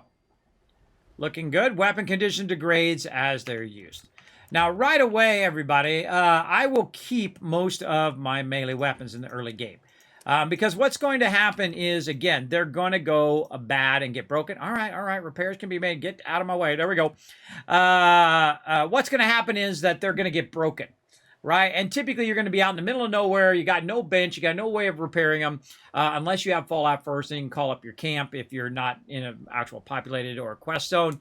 But most of the time, they're going to break. And so in that moment in which they break, you want to be able to switch to another weapon at any given time. Now, especially in the early game, you might want to actually queue 2 weapons for you to use. In this case, I'm going to have both my primary weapon here. For some reason, I got my party hat there. Oh, probably because I got rid of my other weapon. So pipe pistol, and then we're going to have bolt action pistol, and just even more of a backup, we'll go ahead and choose something like, say, combat knife. Now we have 4 weapons as a backup. So if this one, if I'm shooting my gun and I run out of ammo, I can just switch to my other gun without having to reload, right? You don't want to be reloading in the middle of a battle if you can help it, right? You want to have multiple weapons that can basically just fire in that moment. You've already got them reloaded, you're good. So we're going to go ahead and go to number 2, and we're going to go ahead and reload that weapon. That weapon's already reloaded. I'm going to press number 3. And then reload that weapon. That weapon's already good to go. And of course, you have your melee weapon, number 1 and number 4. Now, I have a mouse, which you can see has 12 buttons on the side. So that's how I'm pressing those buttons, 1, 2, 3, 4, 5. But you just press them on the keyboard or on your console, whatever you're playing on your controller and whatnot. Okay, so we got that done. And again, one of the things I like to keep on my character is that purified water, so I can keep my water all the way up. Now, another problem is the fact that my character is now overburdened because I've got a bunch of loot on my character.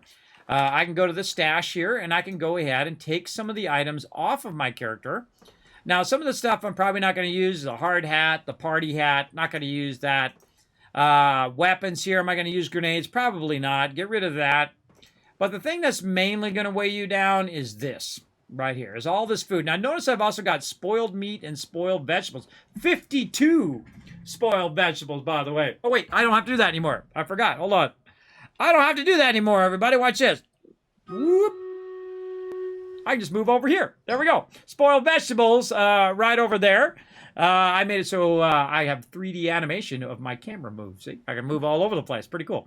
So that's spoiled vegetables there, which we can actually use when we get our workbenches up and make fertilizer from that so we can plant food.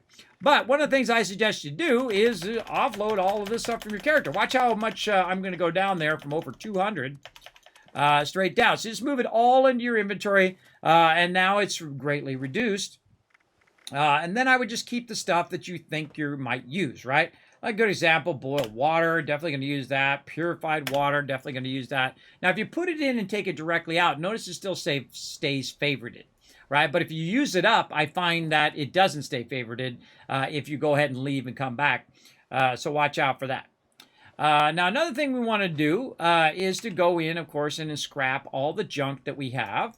And if we go look at the junk here, I'm at 205. So I'm going to hit T, and it says, do you want to scrap all your inventory items? Yes.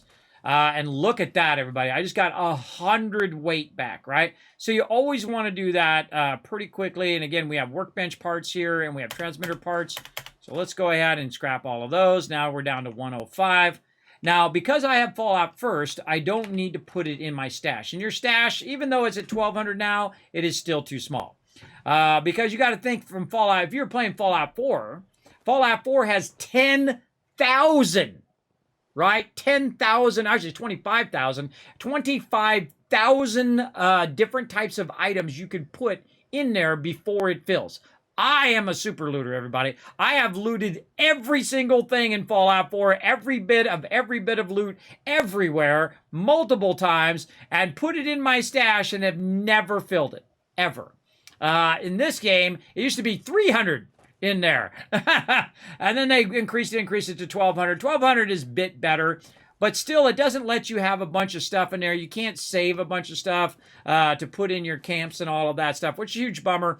But if you do have multiple camps, like I do, which I don't have any of them, though, because I deleted my character. But if you have multiple camps here, you can actually put your stuff down in those camps, and then it no longer counts as being part of your inventory. It's the actual inventory of that camp. So great little tip for you there as well. Okay, so there we go. We did a bunch of stuff. We did the things and the stuff and the stuff. Now, I got to place my own camp here. Now, the way to place your camp is you go into Pip-Boy, you hit Z for getting your camp. Now, notice I can't place it right here. It's red. That's because I'm too close to a quest zone. So what I want to do is just go for a little bit of a walk away from that area and just basically wait until it turns green. There we go. Then we hit E to accept, or you can hit Enter. I hit E. You sure you want to place your camp 1? Yes.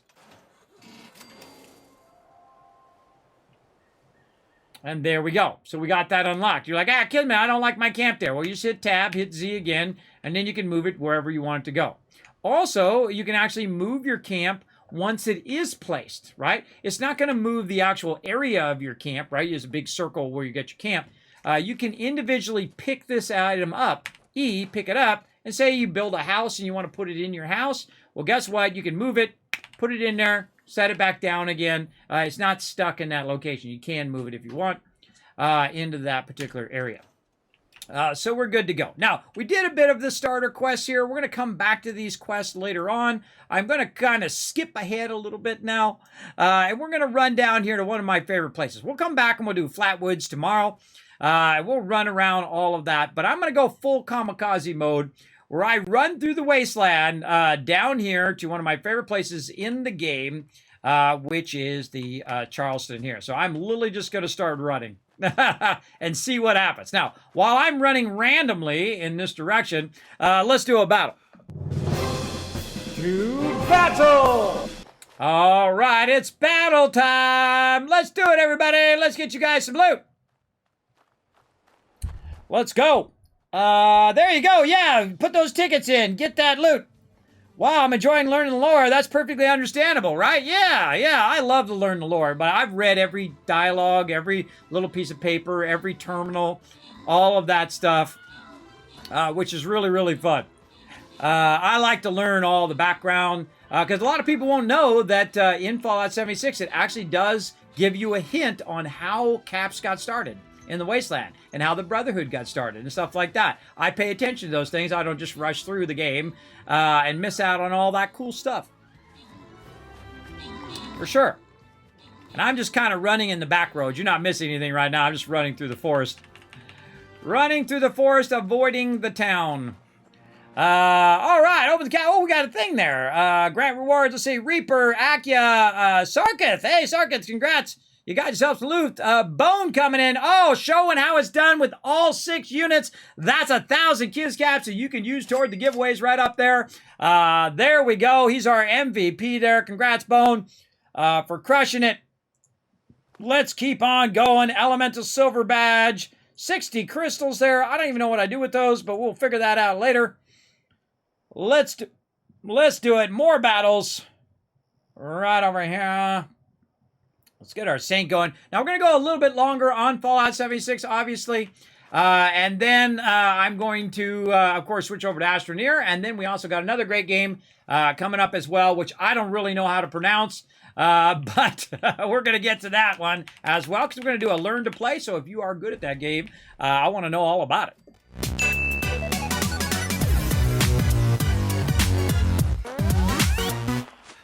All right. And again, let me catch up on chat. Hey, Olaf, what up? Thanks for being here in the chat. Stream Raiders, please. Yeah, hey, Sarkit, you don't need to remind me. I got it actually full screen on another monitor over here. I do hear it. Know that I do sometimes get busy focused on what I'm doing, but I do try to keep those battles going every 30 minutes. And I got to think that I have done over 9,000, almost 10,000 battles here in the stream. So I've played a little bit. I actually saw Stream Raiders at TwitchCon when they first released Stream Raiders way back in the day. So I'm the OG of Stream Raiders here in the stream as well. So very, very fun. We play it all the time. Sometimes you'll see me actually go into battle mode too. Now, battle mode is when basically I just keep the battles going while I'm doing videos or I'm doing stuff behind the scenes, or when I'm napping between streams, because I actually do 2 streams a day. So I start one at 1 o'clock, and then I go till about, say 4, 5, 6 o'clock. And then I do another stream later tonight at 10 p.m. Eastern Standard Time as well. Now, of course, if my family needs my help or anything like that, they might tweet me and say, hey, we need your help with something. I'll have to AFK for that. And we'll take a break here, too, in between. Oh, hello. Copper there. Oh, whoa, I hear aliens. Oh, look at this. The Flatwoods monster. Oh, my God, he is way too high level for us. I'm going to die.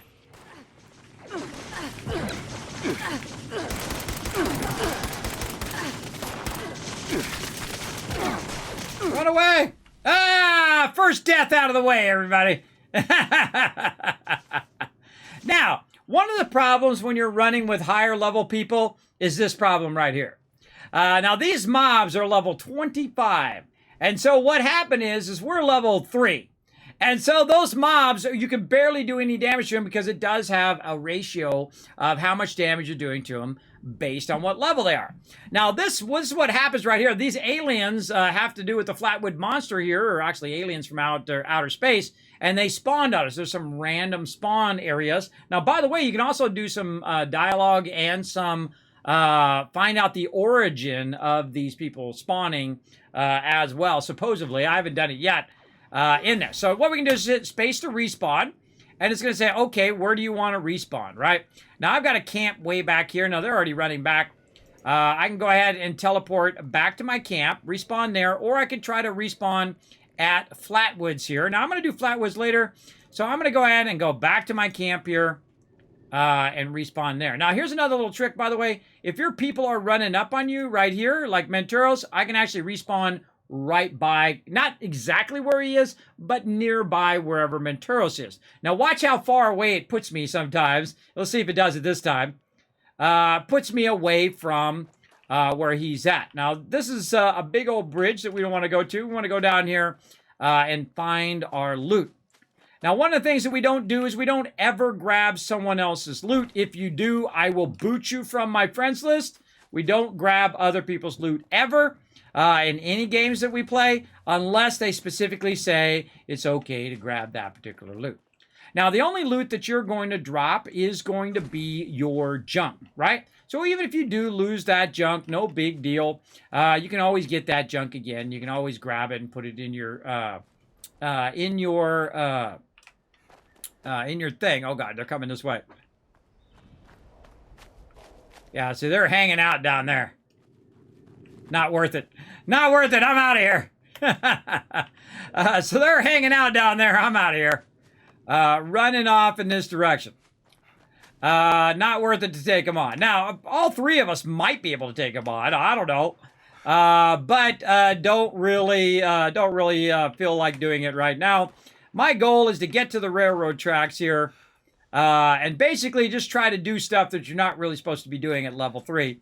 You're supposed to kind of run around in that lower area, build your way up, loot flatwoods, get all that loot, kind of level up a bit till you get about level 10, 15 or whatever, and then you move on.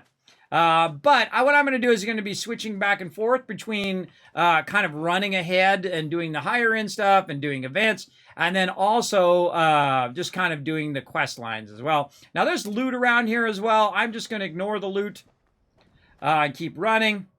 Now, again, remember, you don't drop anything. Oh, I'm getting radiated. You don't drop anything but the junk that you had on your character, right? And so let's just keep going. Again, if I drop a bunch of junk, don't worry, I'm going to get plenty. I am going to get plenty. Now, one of the things I can't do right now is I can't do typically what I would do, which would be to go to the different power plants and then go ahead and power those power plants up to make fusion cores. So I have to rely more on the lower level items, right? And then I got to watch out down there. See, you can see some scorch down there. So I'm going to try to avoid them. And again, this is why I don't want to run with high-level people while I'm low level. If I'm running with high-level people when I'm low level, those mobs are going to be level 50, level 100. They'll be very, very high level. But one of the things that I know how to do well, aluminum, that I know how to do well is what I call a mob dodging, where I basically just go around the mobs. I don't even bother to fight them. And sometimes I'm running with people and they have a problem of having to kill every single mob. And it's really irritating because it takes a long time to get from A to Z. I stopped doing it many years ago. And here we go, everybody. Let's go ahead and discover Charleston Station here. Now, this is my basically favorite place in the entire game to build my camp. So what I'm going to do is basically go hit tab, hit Z to move my camp. And I'm going to go ahead and just move it out here to this outer edge here. And then work my way just a little bit back like this and try to find the little magic spot here. It allows me to be as close as I possibly can. It's over here somewhere. As close as I can to the left. As close as I can forward. And let's say somewhere there. Do I want to place my camp? Yes. Now it costs you caps to to place your camp. Oh, Dragon Overlord's down. I'm coming, bro. This is my healing salve. What got you? I am authorized to trade supplies and equipment.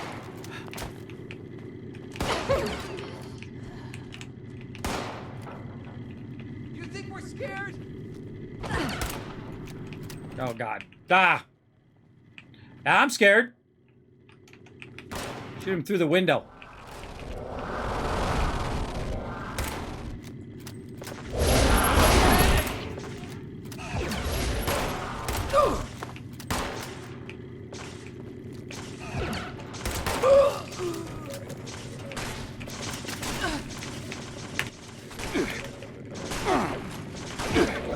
Stuck. I hate it when I get stuck.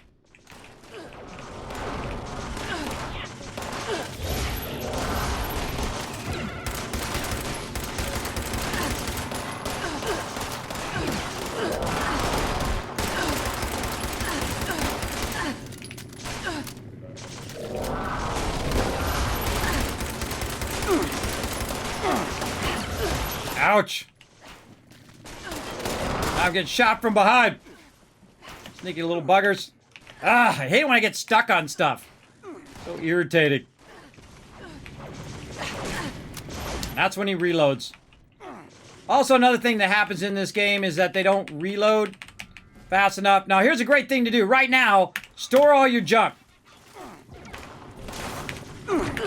Store all your junk in there in your gun. Oh, God. Aliens everywhere. Too many aliens. Run away.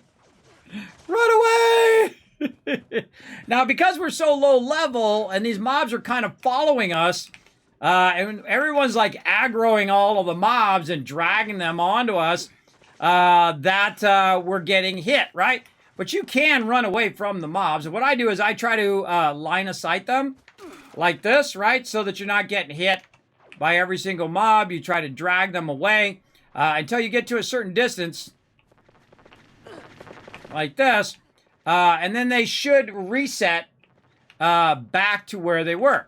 Now, some of these mobs are roaming mobs, so the mobs will actually follow you for a very long time, and so on. So the main monster is level 25, so that's going to be difficult for us to think. Oh, and he's dragging him right toward me. And so it's going to be difficult for us to kill that level 25. Because we don't have that much ammo, we don't have that much weapons and stuff. And whatnot. Now, one of the ways to fix that is to teleport out of here. So what I gotta do is just fast travel back to my camp now that I dragged them away. Hopefully no one's still over there with a whole bunch of mobs. So I dragged them away from the camp. I teleported back, which should, in theory, drop my aggro of those mobs now. So basically I dragged them away, teleported out of there, and teleported back to my camp. And that is a really great trick right there, everybody, to get away from those particular mobs. All right, and now we're going to go ahead and start by making just some basic camp here. And I'm going to try to put it up as close as I can here. Right up against this. It's going to let me. All right, we'll say right there. And that, no, it's not going to work. Oh, they're coming back.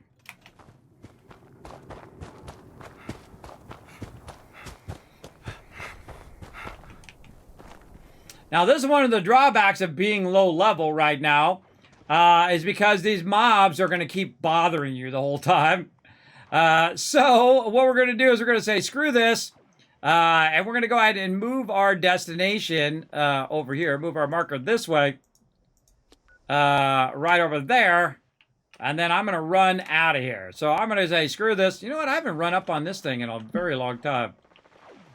My poor crew down there, though. Run away, guys. Run away. They're too high level. Not enough, we don't have enough ammo and all of that. And it's okay if you die, no big deal. No big deal. Again, you'll come back and you'll get revenge on them later when you get higher level. So there we go. So I got my first death out of the way, everybody. I don't really play like a permadeath game. I don't ever do that. I don't like playing permadeath, but hey, if it's your thing, more power to you. But me, that's not my thing. So I never play permadeath. If there's like a permadeath mode, I will just basically forget that mode. All right. So again, one of the cool things about being low levels, it forces you to come back and fight those mobs later and do all that stuff later on. And that's okay. Again, believe me, I'm gonna have plenty of resources. Let's see this person. Gotta keep a tab on raider whereabouts. Need to find a place to settle down for the rest of the day. You keeping tab on some raiders, huh? The red rocket over there and a big old power plant. We're not going that way. That's later on. Again, we're going along. Oh, and I'm level 4. I could have done a level up. Now we're going to get a perk pack, everybody. So it's going to give us a bunch of perks right about this level. And hopefully we get something good. Nope. How did Joan lose 240 pounds? She got a divorce. That sucks for him. All right. So let's go ahead and look. Wait a minute. Why my perk cards not go down there? Where my perk cards at, bro? Why didn't they show up? They're not showing up. Oh, down here. Apparently I got to be level 5 to use that one. Oh, just because I'm not high enough level. That's why. Oh, Scrounger's a good one. That one we'll take. That one we can get started with. Now, I'm at Charisma level 3. Now, again, I'm just going to be going very heavy into Charisma. So I'm going to go ahead and say Charisma, but I don't necessarily... Oh, Lone Wander's a good one, too, if you're going by yourself. But I'm going to go ahead and, again, filter these all so I can see them all.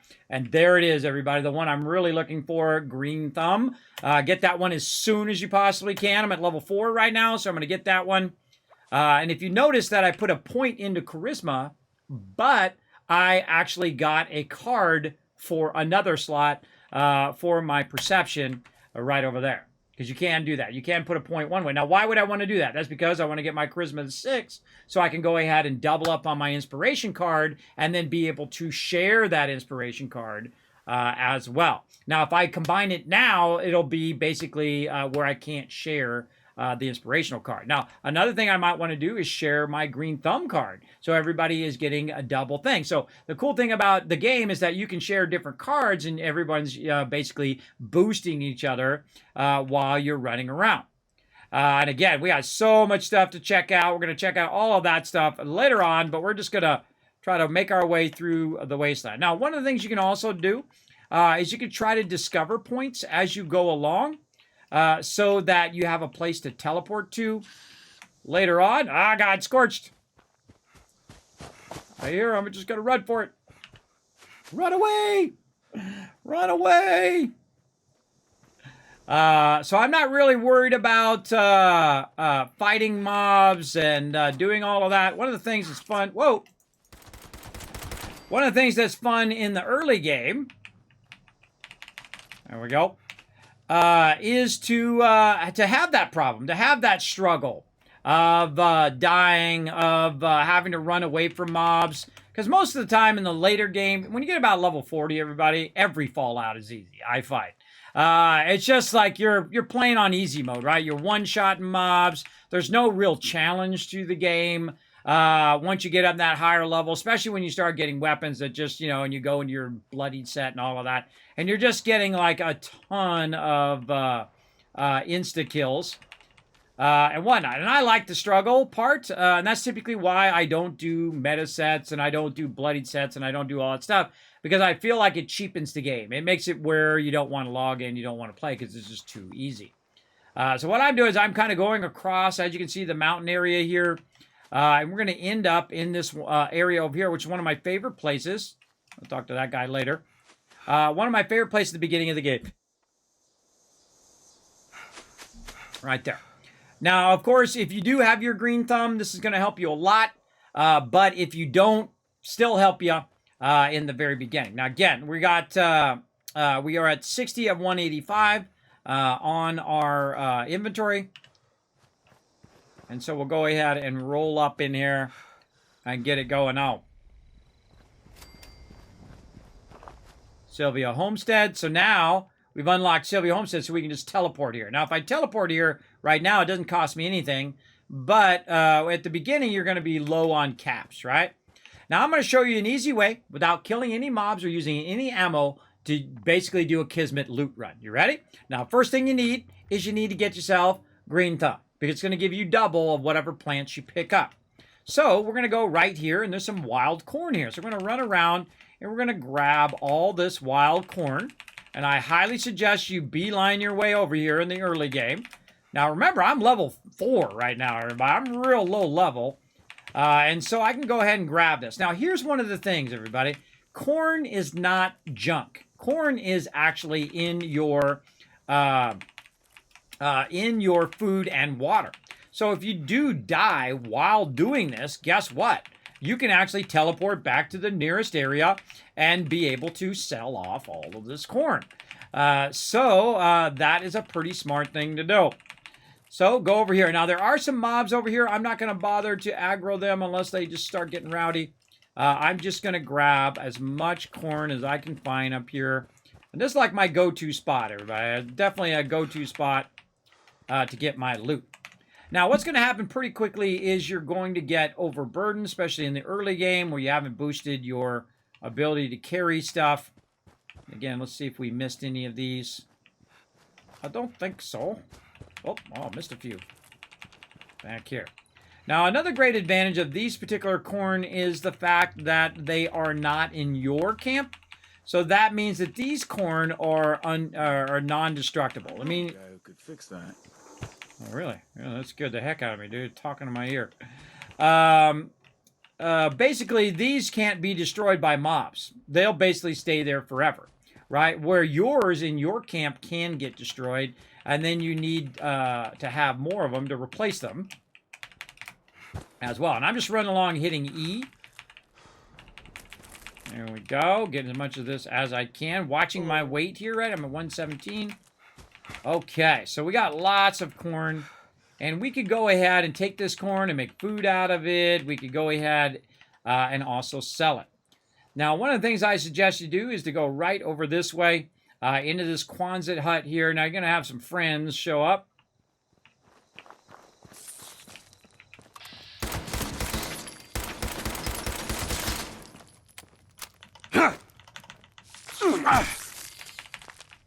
There you go. Oh, nice lag there.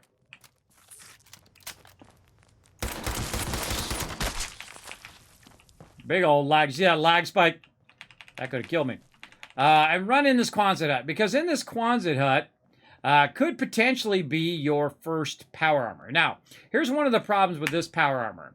If you look at the power armor, you got to be level 30 to do this power armor. But it doesn't mean that you can't get it, right? If I try to enter it, it says, hey, you got to remove the high-level pieces from this power armor. So all you need to do is go in and basically remove the arm and the leg and the torso, and now you can actually get in the power armor frame.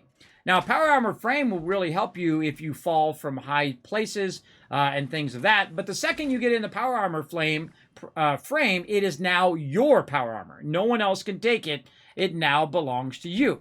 So you now have your first power armor frame, which is another great reason why I like this area. Now, one of the drawbacks of being in the frame is I can't use my light unless I have the helmet. So I'll get out of it, and then I can just hit spacebar, and I just picked up my first frame. And I can actually put any kind of power armor in there that I like. Now, the lowest level power armor is Raider armor, and it's level 15. Everybody said it was level 25. It's not. It's level 15, at which you can get your first power armor. So this is also a really fantastic place to come in and get tons and tons of loot. Now, you're going to see something that's going to happen to me, which happens to me quite often, as we gather loot here. As much loot as I can find. Reload my weapon. Look at this little guy here. All right, let's get a picture of this little guy over here. We're going to try to get a picture of all these little guys as we go along. Oh, I should get in there. Get in the shot. As we go along. Now, again, we're not doing anything too fancy right now. We're just kind of getting into this here. I think I've gotten this shot before, which is great. Let me turn up the brightness a little bit, maybe. Ugh. I don't know. The lighting isn't so great. Oh, well, we'll go ahead and do a... Oh, he's standing up. I think where he's not standing up.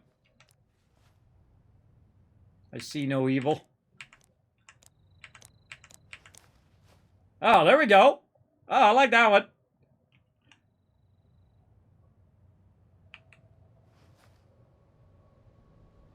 Yeah, nice. I like that one. All right, and there we go. So I take a picture of them the first time I find them to kind of have like a bare library of all the things you find.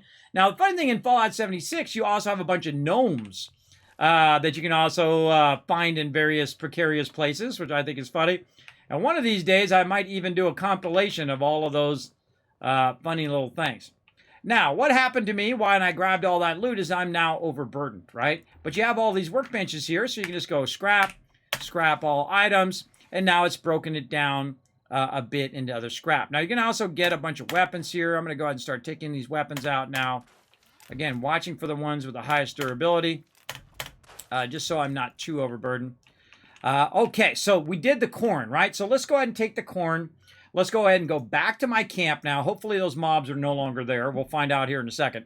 Go back to my camp here. Oh, thank you, ABZ. Appreciate that. Camp clear, sir? Well, thank you. Thanks for clearing that out, No Mint. It's okay. I mean, I'll just run away. It's part of the fun is that struggle. About living off the land.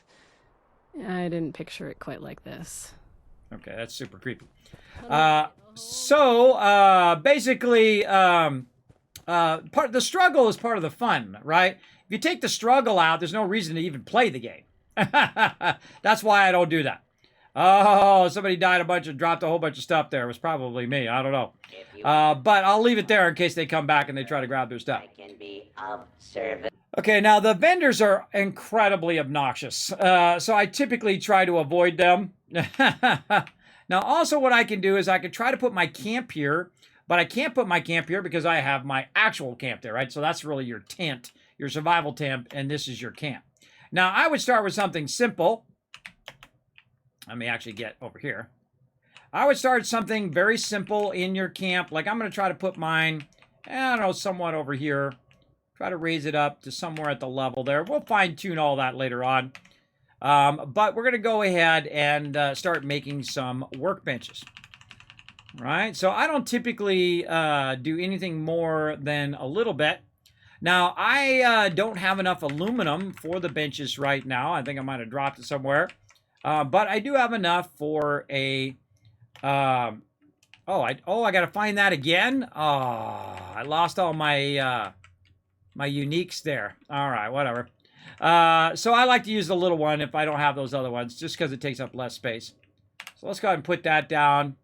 I forgot. Yeah, you got to do all your uniques. So what I need is I need some aluminum.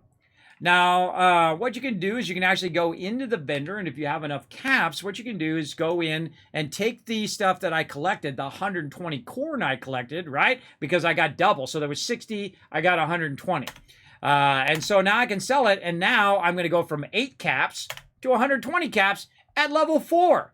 So now I have a bunch of caps. Now, I typically suggest to not do this, but I'm just going to show you anyway, is you can go in and you can buy the item that you need, right? So if you need adhesive, or in this case, aluminum, I can go ahead and buy some, right? I can buy one of those, except for I don't have enough caps, right? So I need to go back and get some more caps. Now, I actually need a bunch of bulk aluminum. But the thing is, when you buy one bulk aluminum, it's actually worth 10 aluminum, right? So what I need to do is I need to have enough where I can run back and forth. So what I want to do is go ahead and offload some of these items that I have on me that are weighing me down. I've got a bunch of power armor that I don't need right now because I can't even use it. I've got a prospector's hat. Let's get rid of that. I got a bunch of beer here. Boiled water, don't need to carry that around. All this other stuff. Oh, maybe some gum there. We can use that. Gum keeps your thirst down. So we'll have a little bit of gum there. There we go. And then anything else I can get out of there, right? Melee, all of this other stuff that I'm not really using. The only thing I would really use would be stem pack and rataway right now. Miscellaneous is going to be one of the ones that really start to build up against your character. So let's go ahead and get that all out of there. Hollow tapes, have we already listened to these? Yes. Do we need to keep those? Probably not. Visited with Officer Whitehead, put that away. Job opportunities, I think we already read all of those. Let's put these propaganda flyers in there. There we go. And then, of course, we have all of our junk, so we can store our junk in there because I can't pull up my camp right now. I can't get to my other stuff that I need. Mods, we got one in there. I would take that out and scrap it. And then, of course, any ammo that's weighing us down, right? Do we need arrows on us right now? No. I don't have a shotgun, so that's not going to help me. Fusion cells? No. Do I have a 10mm weapon? No. Do I have 45? No. But I do have a 308 and a 38 right now. So we can go ahead and put all that stuff in there. Now, right over here, we also can look for some more resources. Screwdriver in there. Sometimes there's loot in here, behind doors. Always look behind doors, everybody. Always open up, because sometimes there's like stem packs and stuff behind there. So we're going to go into the stat. Oh, I was going to scrap. That's what I was going to do. I was going to scrap this mod. You can also sell the mod too, but I'm just going to scrap it. So I get the raw cloth and leather. Later on, there's a perk called Scrapper that you'll see me get. So I get even more loot whenever I'm scrapping this kind of stuff as well. And we'll check this guy here in the corner. Nothing else. Okay, now what else can I sell to the vendor that I can get some money from? I could sell him some weapons, armor, whatnot. But I typically make the most of my money, actually, from purified water. Later on, what I'll do is I'll start to extract that purified water, and then every time I log in, every 30 minutes to an hour, I can actually sell a bunch of it to the vendor, and then eventually get to a point where I'm clearing the vendor every single day with that purified water, and that'll allow me to build up my caps pretty easily. We need a brewery, not a workbench. There you go. That's right, Boss Hog. We need to get the alcohol going on, huh? We need to fire up that alcohol. Thanks for hanging out, Dr. J. Hello, hello. I see you there in the chat. All right, let's see. What else we got? Okay, more aluminum and whatnot is what we need to get. We're at 128. Anything else we can sell? Now, one of the bummer things is you can't sell ammo. That's a huge bummer. Oh, I'll do that posture check here in just a second. Let's see. So we can sell, again, our purified water. So let's go ahead and just sell a little bit of that. What's that going to give us? It's only going to give us 12. That's not worth selling right now in the early game. You want to save your purified water because it doesn't radiate you when you drink it. So, and it also heals you. So you definitely want to keep that in the early game. But what we want to do is basically get as many things off of us so our inventory is as small as possible. And I'll go ahead and slide over here. You can barely see it there, but it says 30 of 185. Meaning that I only have 30 weight worth of stuff and I can carry 185 worth on me, all right? So what we're going to do is we're going to spend a little bit of the caps to make some caps. So if I go over here, it's going to cost me 2 caps to teleport away from my camp. Now remember, when you teleport to your camp here, it costs you nothing. So now I can just jump back over here to Sylvia Homestead. And I can run back over there and say I got on, a day from now, those corn will reset. And I can go over there and I can collect it all again, right? So that's another 120 caps for me. Now, my job is to avoid all the mobs I possibly can. But I always want to have a weapon ready, a melee weapon or a pistol weapon, just in case something jumps out at you, like a rad roach. There we go. Wasting lots of ammo on that. And there we go. Machete. We got skulls. We got a bunch of loot down here. And again, this is right by Sylvia Homestead. Now, I'm going to avoid the house by running up high here. Now, you're not always going to find the power armor over here. Sometimes someone might have already scrapped or already gotten it if you're not on your own private server like me. Again, I have Fallout first, so I'm not competing with anybody other than my members who are running around with me. And I'm just running around at low level and whatnot. Just trying to level up a little bit and try to do these basic quests. So what we want to do is just kind of circumnavigate this because we're low level right now. And I probably could kill those mobs in there. They're probably going to be fairly low level to me. There we go. We got Billings Homestead. Now this is the first one that we've taken over. We got some crystal here. This is the first one when we take it over that's actually a workbench. It's a PvP workbench. So if I take it over in the adventure mode or even in your camp, someone could try to contest it and try to take it away from me. I think it's the stupidest thing they added to the game. I don't want a PvP in my Fallout, everybody. I mean, I like the nuclear winter idea. That's great. But not in the open world where you're just running around trying to pick up some razor grain. That's right. There's a whole bunch of razor grain here. So we're going to run around and we're going to ignore all the mobs because we're right now trying to make some dollar bills here in the early game at level 4 so that we can go ahead, get ourselves some aluminum and start to establish our camp, right? Now, of course, I could kill mobs too, get a bunch of loot from them and sell that. Or do a whole host of things, just loot a bunch of stuff other than plants and get loot that way. But this is a great way to kind of jumpstart the very beginning of the game. And I love to find these little tricks in there, and I call them Kismet tips. I give you guys lots of tips on how to get started. Now, again, you can see those diamonds. Those diamonds are telling me, hey, I got to kill all those mobs to take over this workshop. Now, what if I did take over this workshop? Well, then I could go ahead and start to extract the various resources that are over here, which you saw there was some crystal. Oh, God, it scared me. Oh, God, that scared me so much. Go ahead and clip it. I know you're going to anyway. Oh, God, it took my breath away. Gotta love those moments, everybody. Now, see, if I was high level, that wouldn't have scared me. Whoo, mama. Scared the heck out of me. Now, one of the things they also did add to the game, everybody, is AoE loot. So I just looted all of those mobs at the same time. We'll get back to that battle here in just a second, everybody. Don't worry about it. I'll get to it here. Now, again, well, if you notice, by the way, this razor grain is different from this one. This one looks kind of like more of a yellowish, and this one's more green. That's because the second I get it, you see it turns yellow. So they're really easy to tell which ones you've gotten and which ones you haven't gotten. And I find that no matter how much you got, I feel like you probably missed a few along the way. Oh, God, that scared the heck out of me. Scared the heck out of me. So I run around. I'm going to go ahead and grab as much razor grain as I can to try to show you guys, again, a great way of making cash in the early game. Now, because this is in the open world, if someone else comes along and tries to grab it, you're going to be competing with someone else. So if you are and you haven't grabbed it yet, here's what I suggest you do. You just go ahead and jump to another server, and you should be fine. Now, see right down here, you got copper. So if I did take that over, I could put a copper extractor there and extract the copper and all of that. But all I want to do is make a little bit of money and make sure I'm not overburdened. That was 218 razor grain. You're like, Kismet, how'd you get so much? That, again, is because of the perk Green Thumb.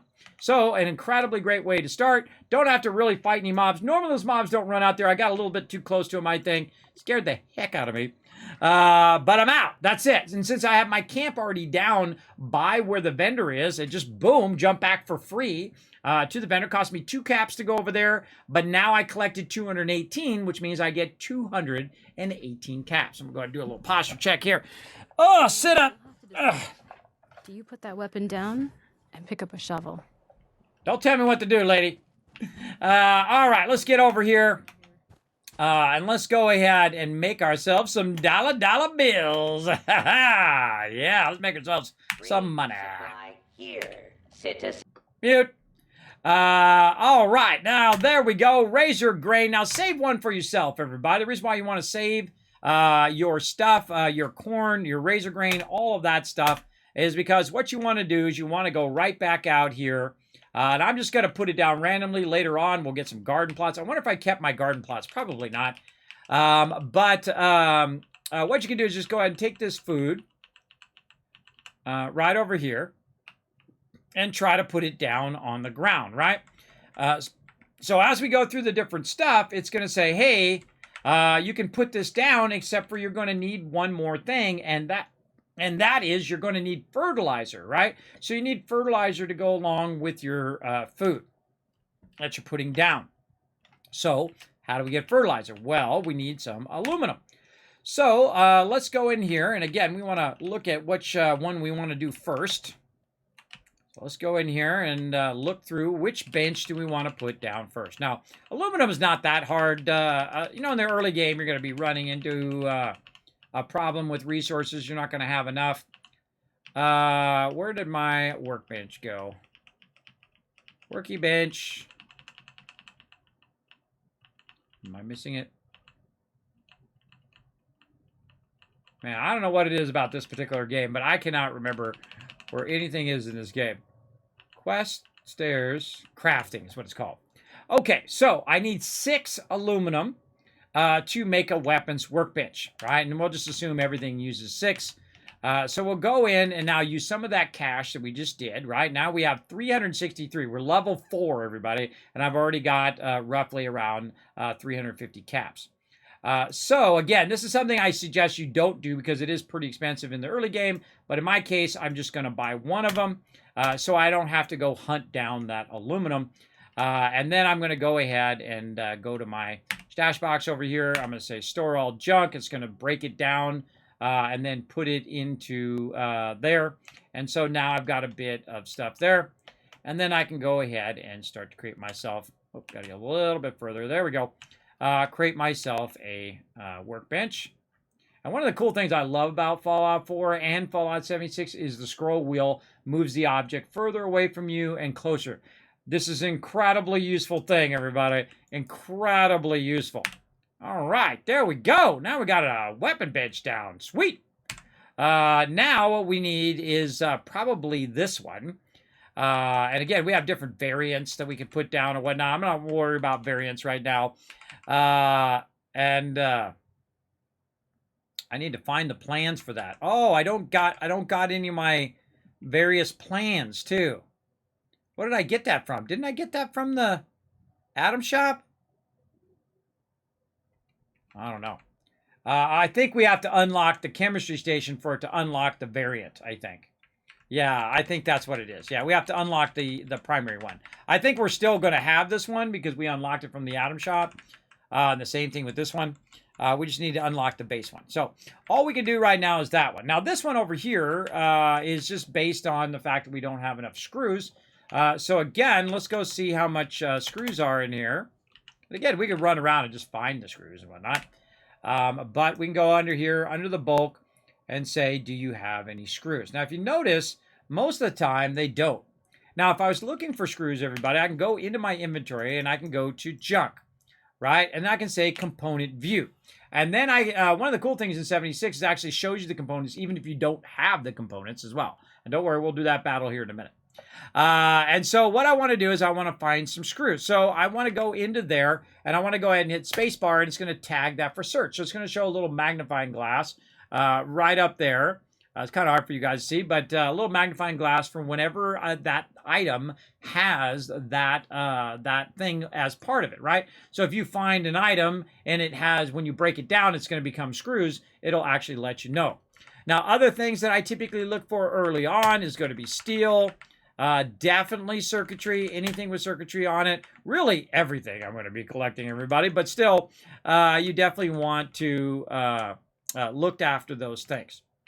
Now, other things that I want to create out here in my starter base, it has to do with Fallout First, which is your stash boxes, this way, right here. Now, I actually have the scrap box, which is, of course, part of Fallout First, and will give you basically an infinite storage in there. So I'm just going to go ahead, instead of wasting my resources on it, I'm going to go here into the stash. I'm going to go to junk. And then I'm going to take all of this stuff out of here. Why? Because it's taking up the room in my junk storage, and it doesn't really need to be in there, right? So I'm going to go ahead and take all that out, and now I have more room in my stash. And now when I put it in the scrap box has an infinite storage, right? Now, it doesn't matter. It's automatically, even if I don't have the scrap box up, it's automatically going to pull from the scrap box and pull from my stash no matter what. It'll always do that anyway. So it basically is like you're crafting from bank, which actually originally started a long time ago in an awesome game called Guild Wars 2. Incredibly great. Now, let's do a battle. Let's go. To battle! Rad Rumble is up? Oh, should I go do Rad Rumble as level 4? Oh, I missed it. I missed it. Oh, well, thanks for letting me know.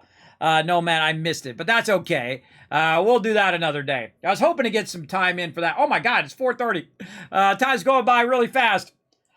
See, that's the way a game should be, everybody, is that it goes really fast when you're having fun, right? It goes by very, very fast. Okay, and that's really all I wanted to do to get started. So we're going to go ahead and call it right there, I think, on Fallout 76. I was going to try to do some events, but we didn't get to that point. Again, I don't really never know how long it's going to take to do this stuff. But that is a bit on how to get started in Fallout 4, Fallout 76.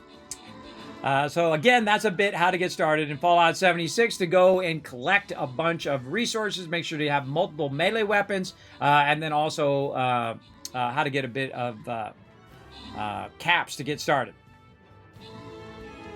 Let's get them! Man, they're getting boosted. Look at those little things at their feet. We got them. We got them. Oh, look at this. Jameson coming in with all 6 units. That's 1,000 Kismets. Let's go ahead and open that capture chest. Give you guys some love.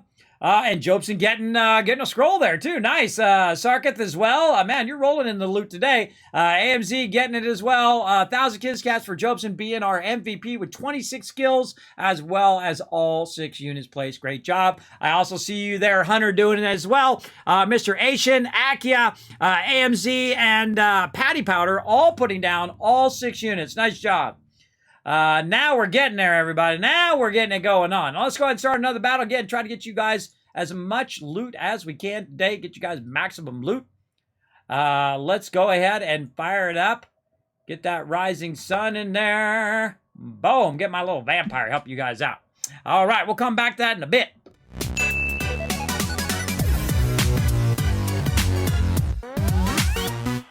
Yeah, you were crushing it there, Jobson. Nice job. Happens to you in Fallout 4 as well? Yeah. There you go. Clipped. Where do I post it? It's not letting me clip it. Oh, post clip, brain not working at the moment. Yeah, you can't post it in the chat. I thought I made it where subs can post in the chat. Try to post it in the chat, Unforgiven. Let me know what it says. Hopefully it doesn't time you out. If it does, I'll untime you out. Okay, everybody, so that got us started in the game. Now, normally you would not go crazy and run over here through all the aliens and all of that. Normally you would go here into Flatwoods and you would start in the lower level zones and work your way down. But you definitely want to kind of beeline for the Sylvia homestead here. This is where you get your cash at the very beginning. Again, if you're using that, well, let me just back up. First, you want to start off the game with as many melee weapons and ranged weapons as you can, because you're going to have different types of ammo that you're going to find in the early game. So get as many of those. I'd say 2 or 3 melee weapons, 2 or 3 ranged weapons. This way you have based on what kind of ammo you're using. And then, sell or scrap the rest. Then, of course, do the basic quests here. Come down from 76, find yourself a bunch of wood and all of that, down the Wayward Overseer's Camp. Then work your way into Flatwoods. Now, I kind of skipped Flatwoods right now, but we'll come back and we'll do that tomorrow. And then work your way down here towards Sylvia Homestead, and then also down here to Charleston Station, so that you can go ahead and grab a bunch of that loot. Now, the way I grab loot is I go ahead and get the green thumb, so I'm getting double. So instead of just picking up 60 corn, I'm collecting 120 corn. So basically, it's doubling the amount that I'm collecting right over here. And then also, same thing down here below the Billings Homestead. Just a crazy ton of razor grain down there. Over 200 razor grain. That's 200 caps right there. So combined, that's like 300-400 caps that you just made in those two areas. You can do it every single day, every 24 hours or so. You can go back over there, another 300-400 caps in your pocket, just like this, by picking flowers, right? That's all you really did. You picked up from flowers, GG. Now, you also might pick up some flowers while you're running around, just take them and sell them. Now, wherever you find a train station is where you're going to find a vendor. And there's train stations all over the place. You can see there's train tracks that run up and down all over. I'm not going to tell you exactly where they are if you haven't played before, but just kind of look for the tracks and kind of walk along the tracks, and you'll usually run into one unless you went the wrong way. But you'll usually run into 1, 2, 3 of them. You never know how many. Now, I like Charleston Station because Charleston Station very rarely gets attacked. It sometimes does. There's like a random spot over here where stuff spawns. Over there, stuff spawns. But most of the time, not really. Now, I'm going to go ahead and log out here to the main menu. Let's do it, everybody. Now, we got plenty more to do, everybody. We got plenty more to do today. We're going to play some Astroneer, and then we're going to play another game, which I can't pronounce, but I'm going to try to pronounce it after this quick break. So I'm going to go ahead and let you guys enjoy some of the highlights of my stream. We're going to come back. We're going to play some more games. All right, I'll be right back. Hey, thanks for watching this video. Help support more videos just like this one and keep the Kismet love train a-going by dropping by my Patreon and showing your support. Big thanks going out to Resident Spike, Riverdog, Rotisserie G, JC Hunter, AMZ, and Carlos. Click to watch more videos, and I'll see you next time.